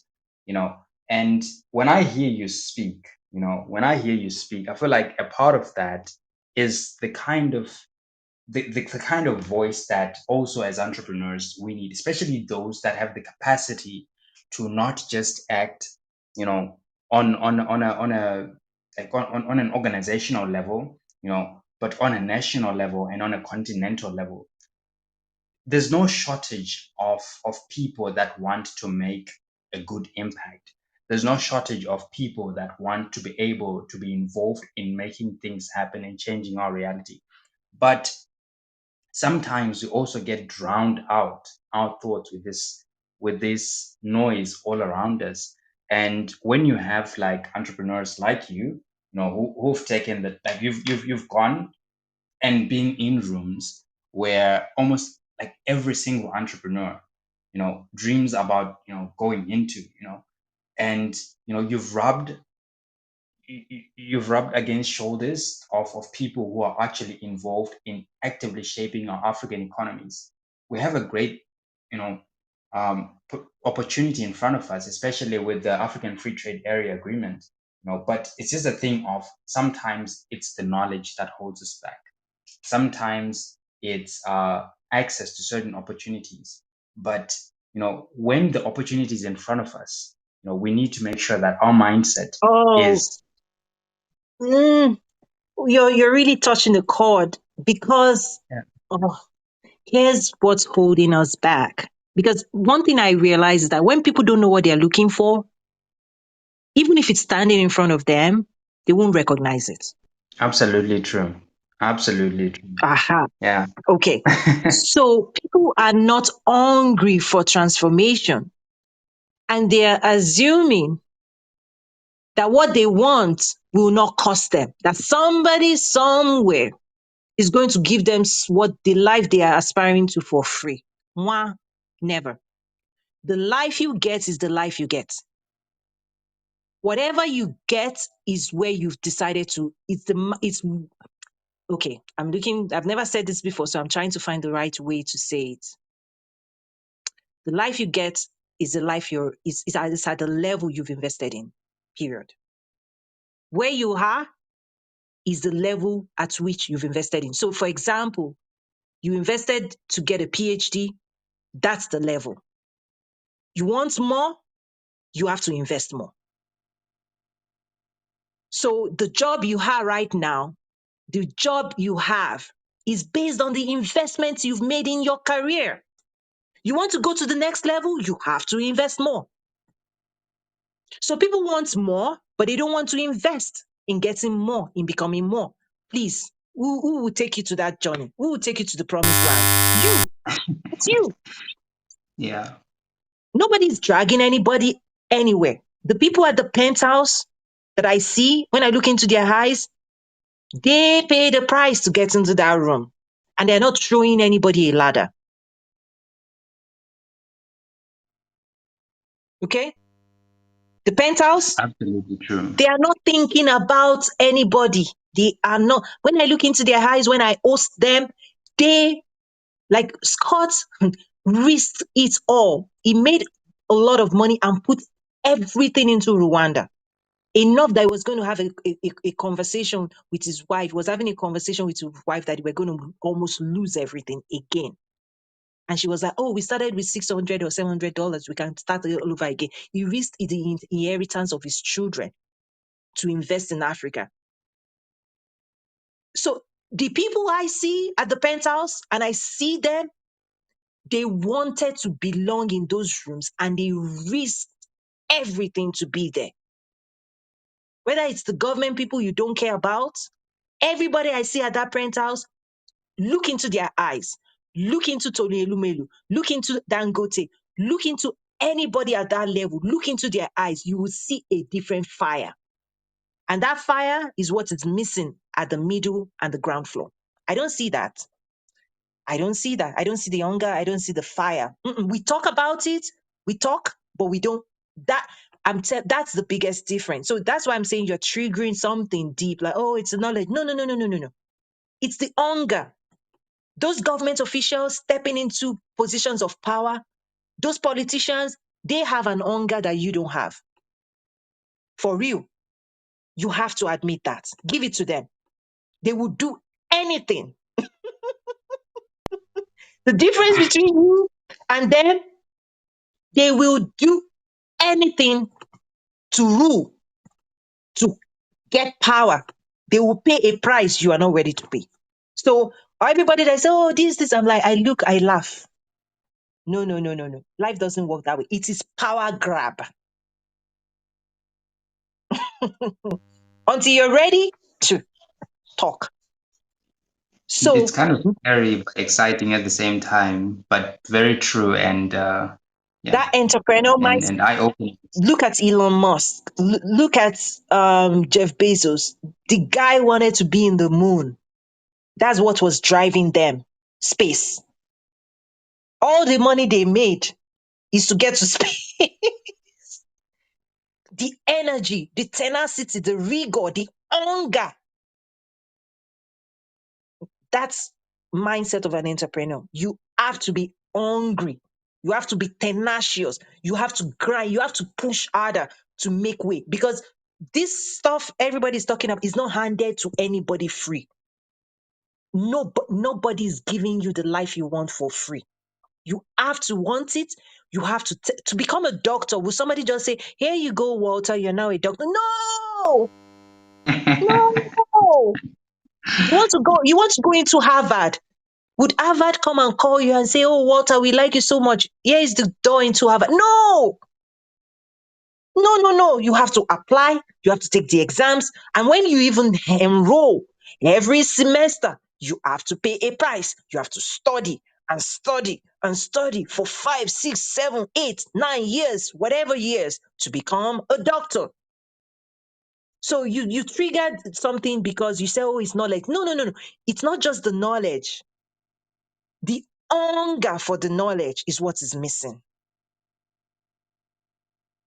That is what is missing, is that people are not hungry. They think they know, they think they this. I'm like, I'll be quiet. Maybe it's the 1% that will understand what I'm saying. When I say, "Oh, I have an entrepreneurship academy, I have an international trade academy," people think they are doing me a favor. You understand? That's the community Absolutely. mindset. They think they're doing me. They are so focused on, we don't want Tony to make money from us. They are not thinking about their own, how this connects them to, how this is a staircase that gets them to their destination. They are too concerned about this prize or that prize, blah, blah, blah. They are so concerned and wrapped up in somebody else's life versus their own journey of life and what they need to climb and attain. They're thinking about me. This is not about me. I'm going, if I don't sell you, I'll sell the next person. Okay. You understand what I'm saying? I What I'm do, I saying, do. yeah, and this is what an entrepreneur, I'm giving you the audacity to create value, but also know that value. If you know how important that value is to people, When people don't appreciate that value, please move on to the next person. Do you understand? I do. I've had to learn that the hard way. Yeah, I do very much appreciate it. Yeah, I think, yeah, you know what? Yeah, the hunger for it is an absolute necessity. You're right. It's just the knowledge alone. I mean, we have a lot of knowledgeable people that just don't have the hunger, right? You know, we have a lot of poor professors that are out there, and people that have hunger who are elevated to high levels of society, right? It's. I feel like it's the critical element of being an entrepreneur, and you know, a willingness to go and actually take action that is, you know, strategic, aiming at a goal, you know, of you know, creating value in some way. All right. So as I was just saying, like, you know, it's in my particular case, you know, hunger is not a problem. You know, I know exactly what it is that I need to create, right? But it's just that it was just that noise, and I've been trying as much as possible to now be very, very clinical about exactly, you know, what I'm looking at and what kinds of conversations I'm having, um, who I'm talking to, what I'm watching, what I'm listening, and you know, that for me is also part of how I've come to express my hunger, because I know that also in my business, before I can be able to give, you know, great value to any customer or create great products, information products, I have to know exactly, you know, what it is that I want to do. Like the whole talk that you're doing about, you know, solving pain points, again, that was a very, very hard lesson. Like, you know what, as an entrepreneur, you don't want to be solving people's wants. Like, no, like people think, you know what, wants are really nice, it's beautiful, yes, it's, but no one pays for wants, everyone pays for needs, right? And even when you're using that example of Nike, sometimes it's just a shoe, but it's a shoe that meets certain needs, right? So at first it's, yes, it's basic, you know, it's like, oh, it's a shoe, it's a shoe, it's a shoe.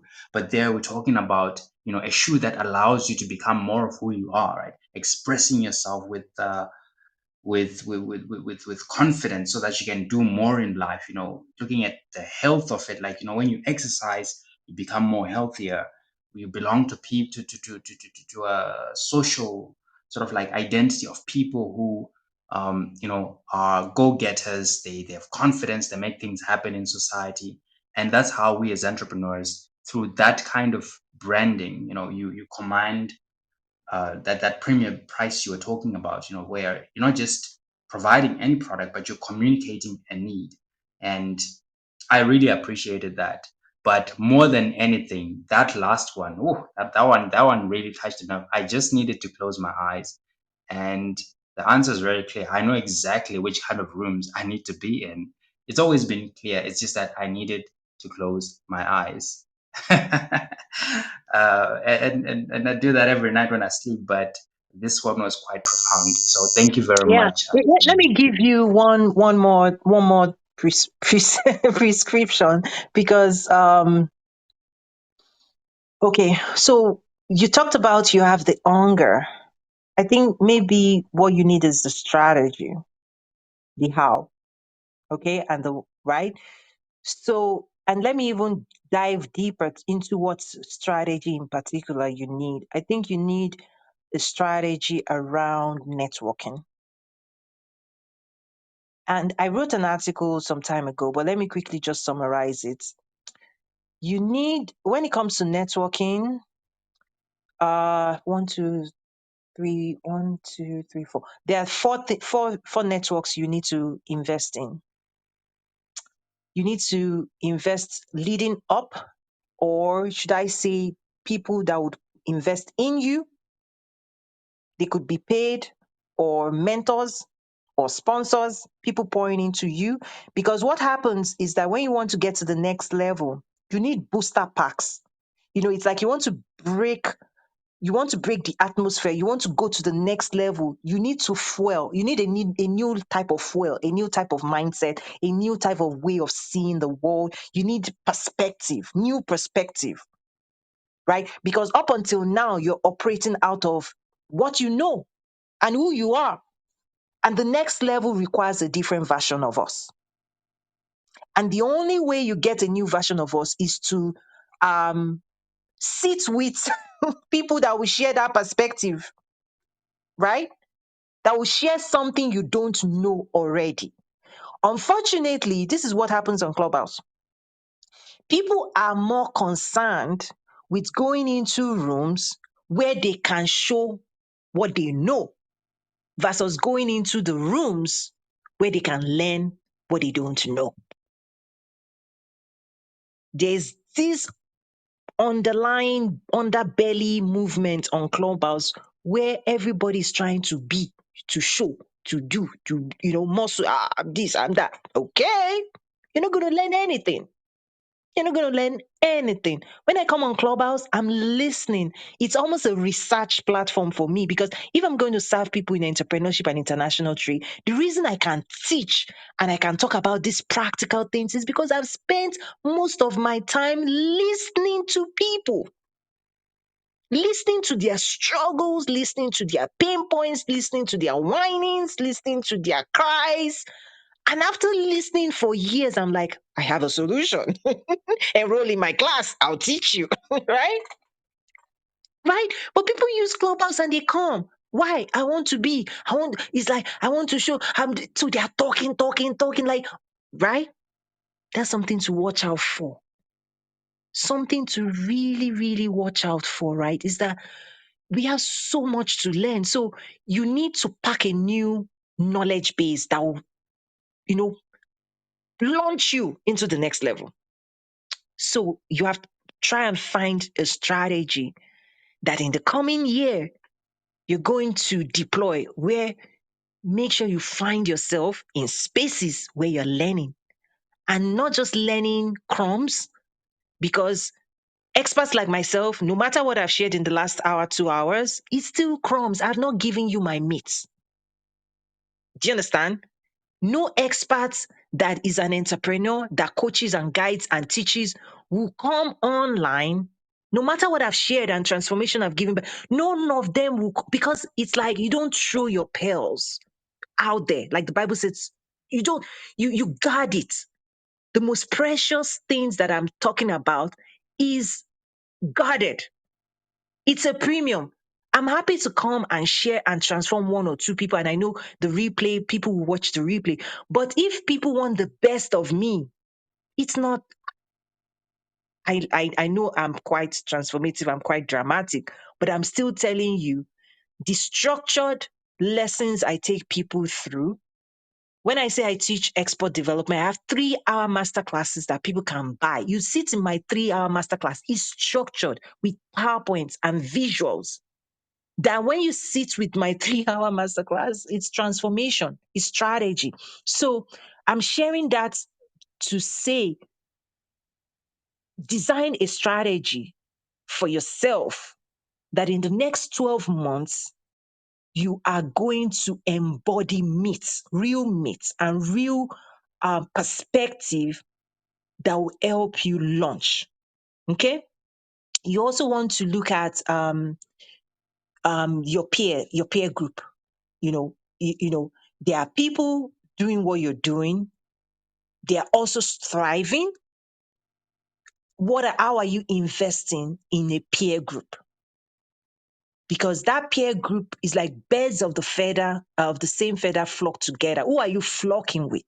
Are you in community with people that are thinking like you, strategizing like you, like entrepreneurs like you? What happens is you all gain strength. You encourage each other, right? There's a lot of solo things happening. Oh, I'm fine. The day you get tired, who's going to inspire you? Whose journey is going to inspire you, right? So the strategy to make sure you're flocking. So when I host events, it's a combination of but I also bring experts from around the world. I make it my business, okay? I make it my business as CEO of Nazaru to know the who's who in international trade. That's my business. And I have their phone number, direct line, and they'll pick my call. So when people say, oh, Stripe just acquired Paystack, guess what? Shola, Ezra, I have their phone number. Hey, Shola, congratulations. I see you. Oh, Flutterwave. Oh, Inyi, come and speak. I even gave award, Entrepreneur of the Year. I make it my business to know the who's who that are at the leading front because I'm one. I make it my business to understand who my peers are, right? Because your peers now, it's always a peer group. You want to have a strategy because you're not the only amazing person in South Africa, right? Right. You're joining from South Africa. Am I correct, Walter? Yes, that is Okay. absolutely fine. And yeah, I'm not the most, I'm not the only amazing No, no, one. I'm not. You're not the only. You can be the most, but you're not the only, Yeah, that's right? true. Right. Yeah. I can be the most. I can be leading in my space, but I'm not the only. There are other leaders in my space, and I also create platforms. So the Nazaru platform, there are other people on that platform. So when I say, oh, join, those are the spaces you have to invest in. Either you create platforms where you can engage. It's like networking. It's like chambers of commerce. It's like you want to be in those spaces. And again, it's not. It will cost, right? And then there's also the community where you serve, right? Because you need followers too. Because here's why you need followers. They are going to testify. They are going to testify of who you are, and they will become your ambassadors. So there are spaces right now that, because I have poured into people, people talk about the transformation or my gift, quote and unquote, to them. Even here on Clubhouse, right? So you also need to invest in people and share with people and guide people and serve people. Not everybody you're serving will buy for you. Not everybody is going to buy. I mean, that's another thing that I try to tell people in marketing. If the only focus I'm one is of the people testifying. Yeah.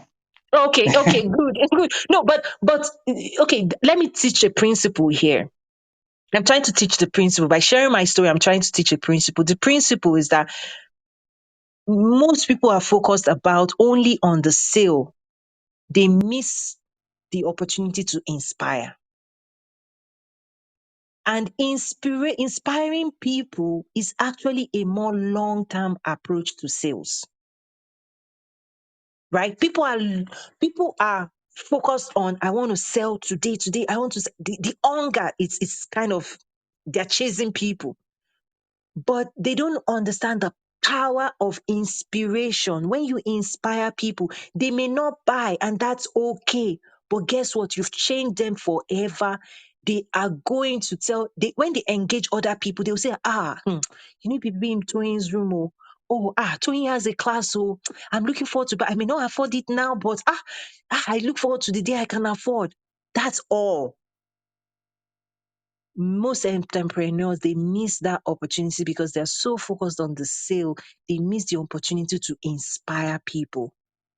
And inspiration could be other people that also want to do what you're doing, but they don't know how. Inspiration could be just so I invest a lot in writing content, and I have a newsletter. I've written more than 150, like in the last 1 year. I've poured so much out. But guess what? I'll just sit down. People will be like, somebody said I should talk to you. I'm like, oh, I don't know. Oh, I found some, like, it works. It's a more long-term approach because it converts 5, 10 years from now. So that's something that I want to just also challenge people to do, right? Yes, we want sale. Yes, no doubt. I tell people you're in it, you're an entrepreneur to make money, but it is a byproduct.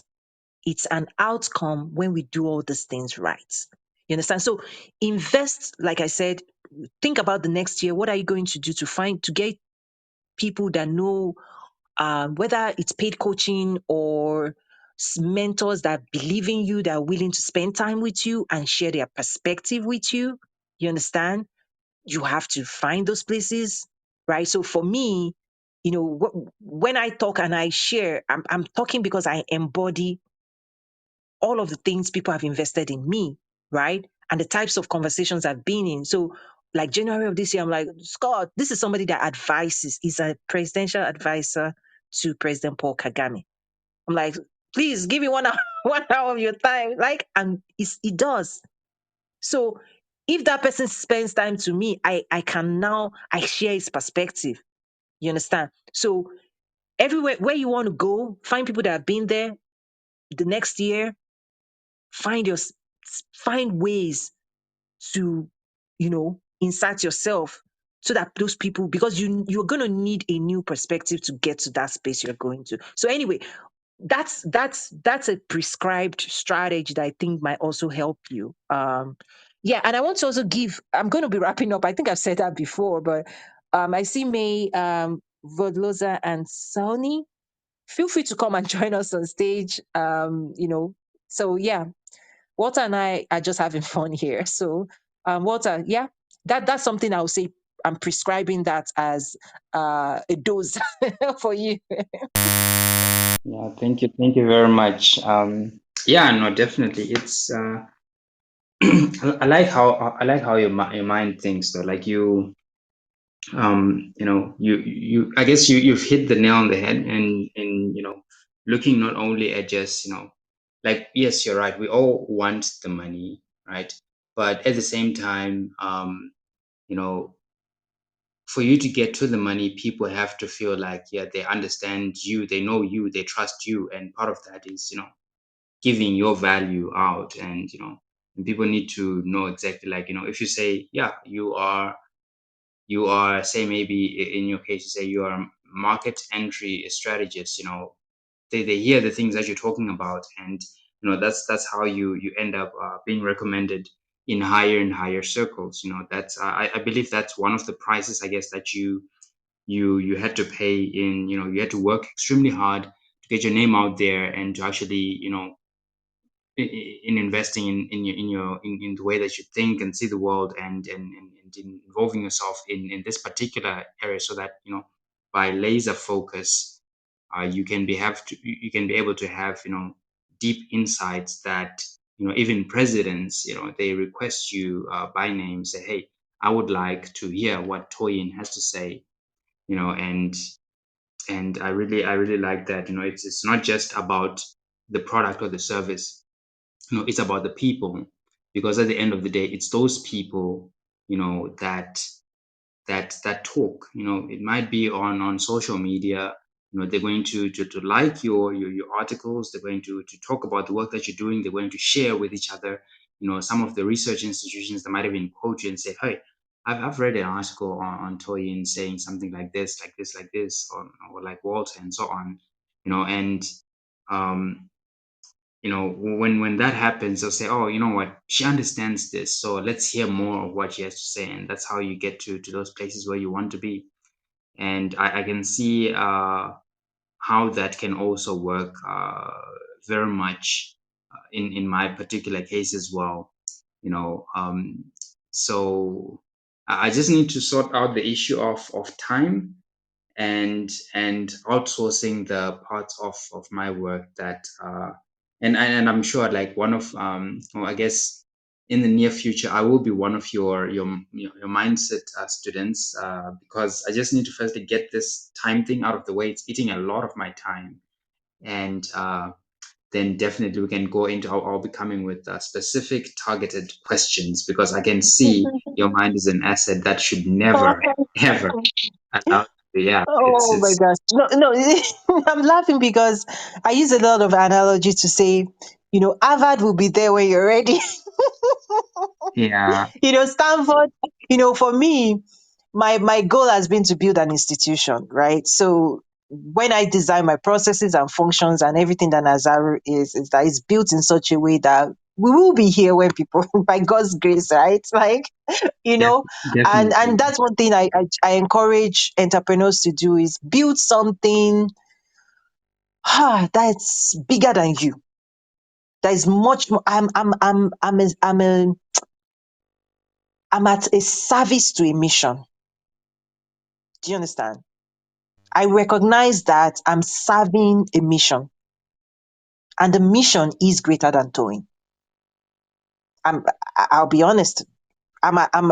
because there's a temptation, like, to teach others how to walk this path. God designed it in such a way that I had to commit to it, because I don't have to. Like, I'm at a place right now where I don't have to, but my purpose is designed that I have to. That's something people should watch out for. That's why I don't look left or right thinking about what other people are doing. No, I commit to my own purpose and the way God is designing this. So when I enter those rooms, there's a consciousness in my spirit, right? That this access and this way and the opportunities that I carry, there's something in me that that holds it with such regard that I'm like, I don't think this is all about me. Right?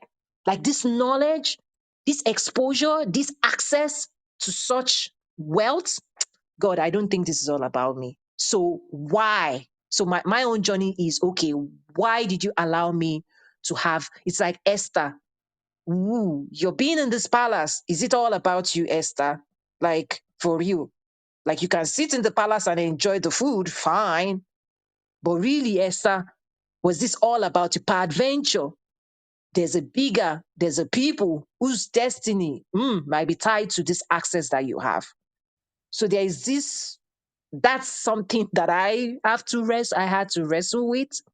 You understand? Because at the end of the day, we can live our own life and leave people. Like, who cares? Like, really? That's why when I say, okay, even this morning when I woke up, right? So this is my spiritual.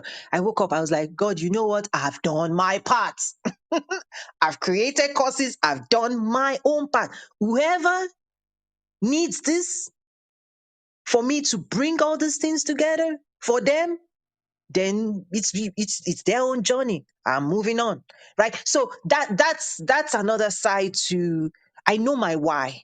I have clarity on my why, and I'm committed to my own why and the journey, and it is deep and is really real for me. And so when I show up in those spaces, it has to be real for those people as well. For people to consume this, there's something that has to tick inside of them. They have to want more. They have to want more. They have to be hungry. Otherwise, I'm a nuisance to them. And I recognize that. Like, Tony is done. Okay, you're not this is not for you. Like, this right here is not for you. Keep it moving, right? Like, so because I've done all that work, I actually have the audacity to walk away from certain spaces. So even the mindset of an entrepreneur, you have to know your value. And when people want to devalue you, you say, no, but thanks. You walk away. Walk away. This costs so much. To create all this work, it costs too much. And anybody that wants to, it's like, oh, Harvard, why are you charging me application fee? Harvard will be like, stay out there. You don't belong here. Right? Harvard doesn't even Yeah. bother, right? Like, Harvard won't even bother as, like, that's my approach. And I encourage people to do it. Like, oh, just the fact that we even have to have this conversation means this is not your space. Like, you see what I'm saying? You have to become that entrepreneur, that leader, that business leader that says, okay, you don't value this, fine, keep moving. The people who value this, like Nike's, like Louis Vuitton, they're not like Bentley, Mercedes Benz. They've paid a price, German engineering. It costs them so much to put so much precision and the best engineers in the world to engineer the best cars. If you value, German engineering, they pay German engineering price. If you don't, keep moving. You see, right? Like, when you're an entrepreneur and you've put the best of you and you've created a service and you market it and you brand it and you tell people, I'm available, but this is my structure and this is my price. And people say, oh, you keep it moving. that's something entrepreneurs more. But what we tend to do is like, oh, we start apologizing. Oh, I'm sorry, no, it's part of the principle. No, don't do that. Don't explain yourself. Don't explain yourself to people who do not value what you have created. Find the people who will value what you have created. That's the job of an entrepreneur. And on that note, oh, I see Abibat's come back as I'm wrapping up again. The replay will be available. I think that's one of the, I love the replay because interactions such as these, insights such as this is just once in a lifetime, pretty much. So the ability for, Clubhouse to just give us this tool, I'm like, whoa, I love it. I mean, because it also allows me to share freely because I know, other people can absorb this. And also for the podcast, which I'm supposed to be growing, which I've not really invested too much in. Anyway, that's something I have to work hard other arts, but this makes it easier. So welcome, Abibat. I've been trying to close, but if you all can't tell, I'm enjoying myself. Like, that's one of the reasons I say, like, entrepreneurship is a lifestyle. Build for your passion and your personality. Like, because if we don't, it becomes, ah, it becomes really like, so for me, I'm enjoying this space because the reason I also built an entire academy is because I enjoy teaching and shifting and providing prescriptive solutions that people can use. And one of the things I say when I do one-on-one coaching is that when you take notes, you need to sleep over it. I don't know if you've heard me say it before. You need to, because you've been stimulated. Like when you're in my space, like something has been a lot of things has been triggered in your mind, in your heart, in your spirit. Like you come alive in very tangible ways. What you need to do is sleep, and then tomorrow morning you're going to have a game plan because your brain needs to file. It will go into your memory. Like when you are sleeping at night, it's trying to file everything you've written out. It will go back to your dreams. Your as things maybe 2 3 4 years ago you thought you could do, you couldn't do. Then all of a sudden your brain will be like, yes, now you know what you need to do with that. What you wanted to do 2 3 years ago that you weren't equipped for. Now you're equipped. So many things will happen when you're sleeping. Tomorrow morning, your brain will now say, okay, let's create a path. Right? This is what you're going to do. This is your game plan. So I've done this enough times that I do know the effects that time with me or sessions with me, I know it's triggers, it fires so many things in people's mind. Like your spirit comes alive, your heart is like, I'm alive We are again, feeling right? the passion. It's because we're feeling the passion. I've been following you on Clubhouse since I heard you speak in that room that day. Go on. No, I'm so sorry I interrupted you. It's just like you said, when you build something for your personality, I can feel that passion from you. Since the day I heard you speak in Benny's room, I was just like, I need to follow this person. So you even exemplify the things that you're teaching, and that's really nice. Oh, thank you. Yeah, this thing is real. I mean, it's real. It's tangible. It's life. It's me. It's you.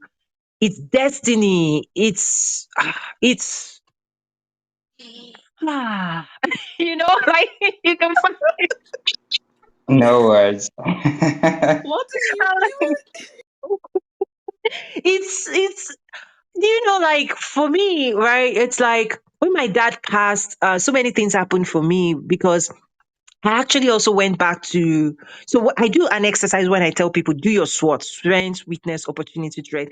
It's like there are some skills that could be dormant right now that people may not be using. You may need to. So for me, the two things that was primarily dormant for like a 10-year period when I was in corporate, right, was speaking and writing.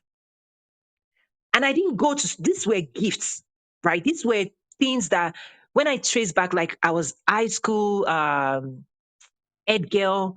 If you went to a British school, you know that. Like in university undergrad, I was the PRO, public relations officer, and then you become an immigrant, and then you start doing the work you're paid for. Like it becomes the race. Like you went to school, you got this degree, you're being paid here. So your focus every day, 247, is you're doing the job, you're being paid, which gives you skills. So real tangible supply chain skills.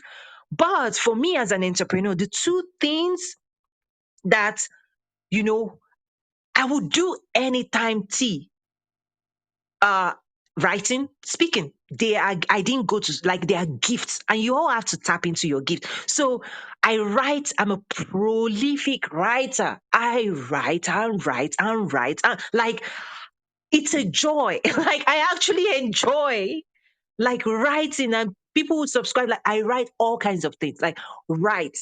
It's it's not it's not work for me. So I write my perspective, I write things, right? And then speaking, oh, I can speak. My husband says, just be speaking. Like, I can speak, you know. So the gifts you're going to need to fulfill what you want, what you're here to do in the world, you're equipped for it. You may not be using it. I'm telling you, build your business around those things. Build your business. So people pay me to come and speak now. You know, my book, you will buy my books, right? Because I've now figured out, like, I need to just design around my gifts. I need to just design, right? And the things that stress me, I outsource it. So that's also something I try to. So if you come into my class, if you come into my coaching 1 hour, your life will change, really, pretty much. No exaggeration, right? Because I'm operating, and I'm operating out of me. I bring my whole self to the engagement. And because I bring myself and I'm not holding anything back, it gives back to transformation. I share business principles, business expertise from my, it's not just from a book. This is, I've lived this.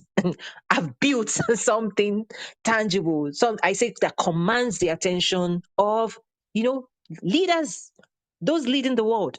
My work commands their attention. They pay attention, they come, they listen, right? So anyway, so I'm speaking out of all of that, and I think, the most rewarding part of it is that I enjoy it.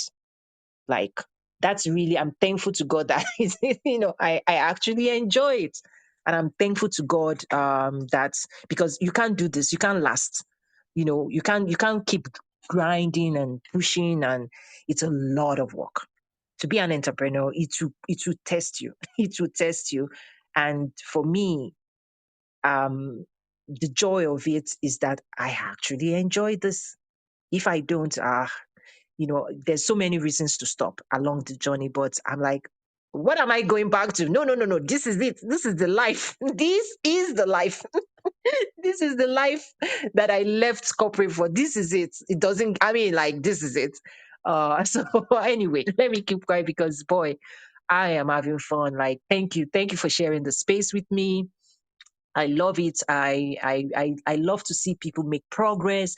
I love to inspire people. I love to see people, move closer to their aspirations. And, I didn't know I would have to be this for people, but it's part of my journey, I guess. It's like, yeah, you've done this for yourself. Now God was like, now I have more people that need this. So, and for me, I was like, okay, I have to structure this. I can't just be showing up. So the part of my structure is creating the academy, right? So every week I spend time putting thoughts together. So last week I shared why you need a brand strategy. This week, what I shared was your pricing strategy, how to build the right strategies to price your products, right? Like teaching principles and all of the components that is going to affect how you can price. I shared that. So every week I'm committing to members of my academy, both the Entrepreneurship Academy and the International Trade Academy. That's my own commitment, and my own conversation with God is, I'll do my part, but that whole part of getting people have to want, be hungry with this, right? And that's another thing about marketing. I'll spread the word, but at the end of the day, I also know that people have to want this so bad, like, for them to commit. You have to want to become a doctor so bad. Like, it has to be, something has to kick in inside of you. It's not external. Your dog, we all have those African parents, right? Oh, I want my child to the doctor, engineer, accountant.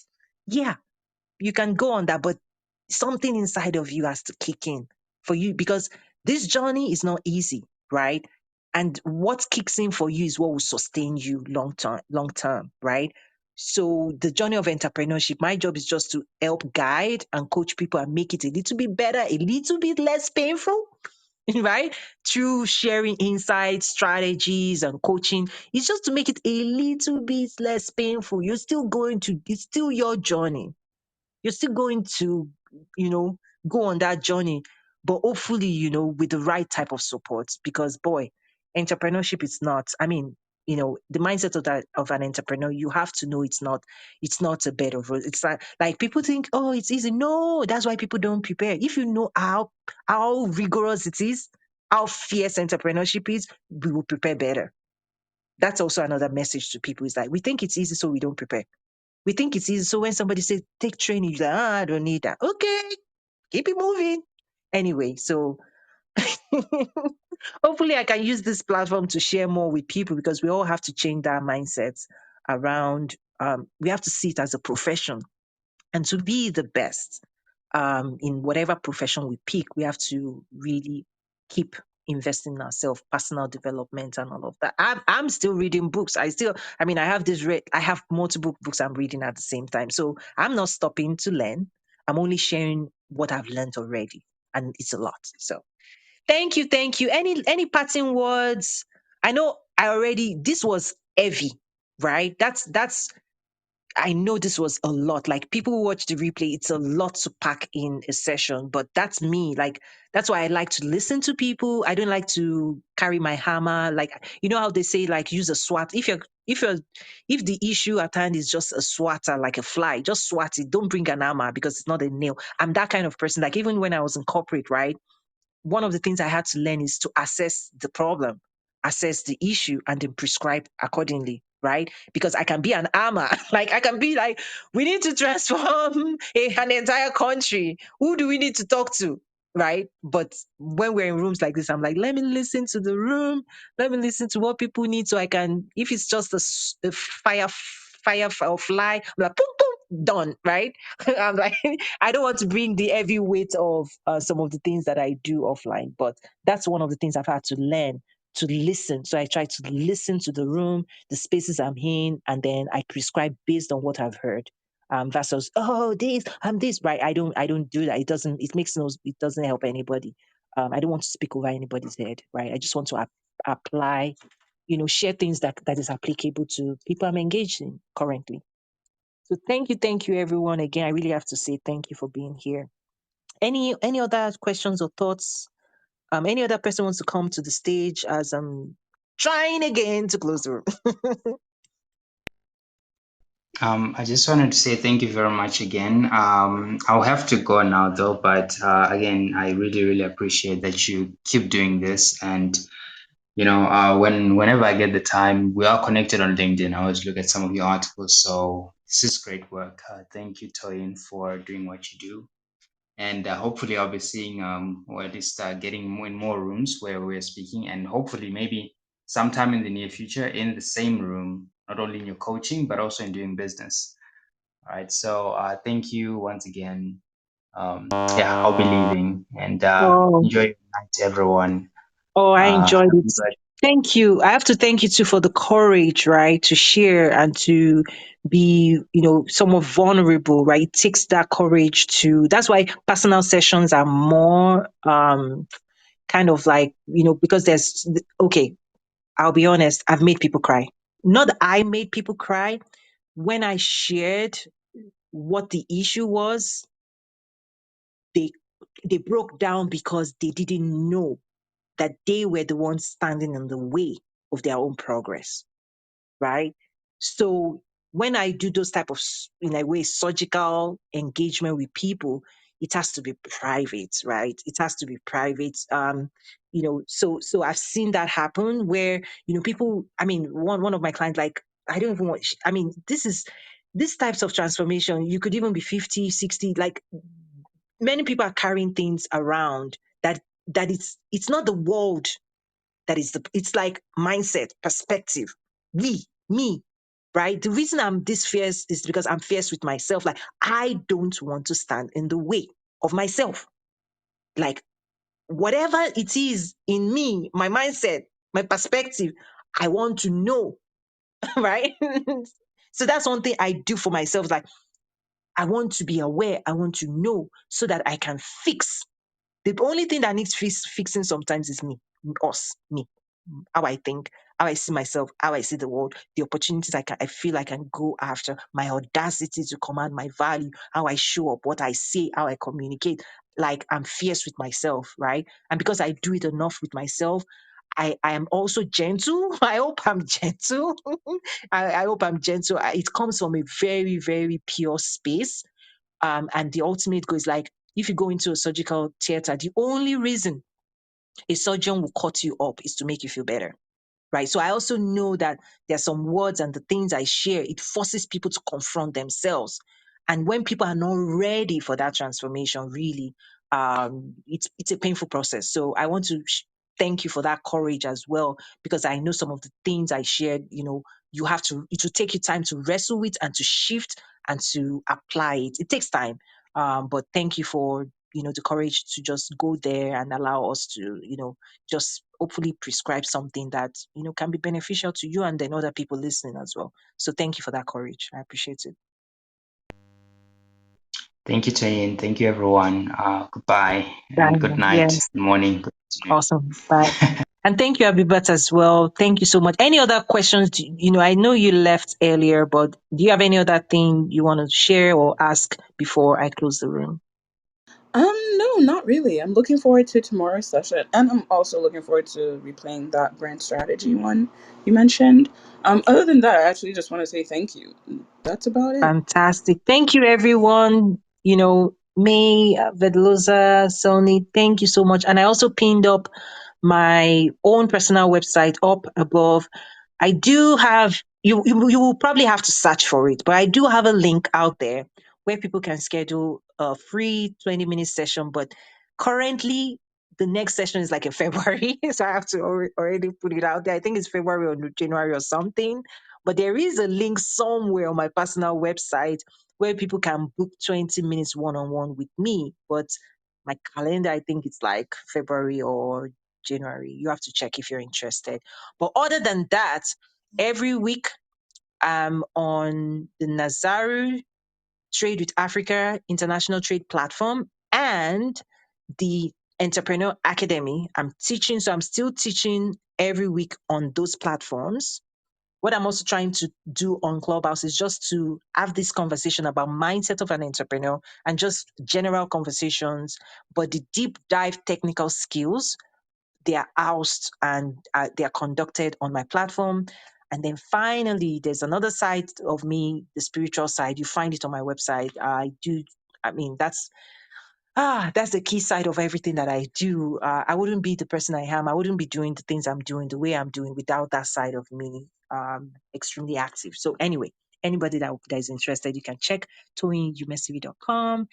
Thank you so much. It's been an honor to share this space with you. Great conversation. I always love great conversations. Like, I'm that person. Like, I love having great conversation. That's the power of Clubhouse. Is like, it just allows me to come on here if I want to have a great conversation. I know I bring value, and just spending the time with quality people is also something that I always love doing. So this has been great. Thank you, everyone, and I'm going to be closing the room now in five, Take four, care. Bye, three, guys. two, one. Thank you. God bless you. Bye now.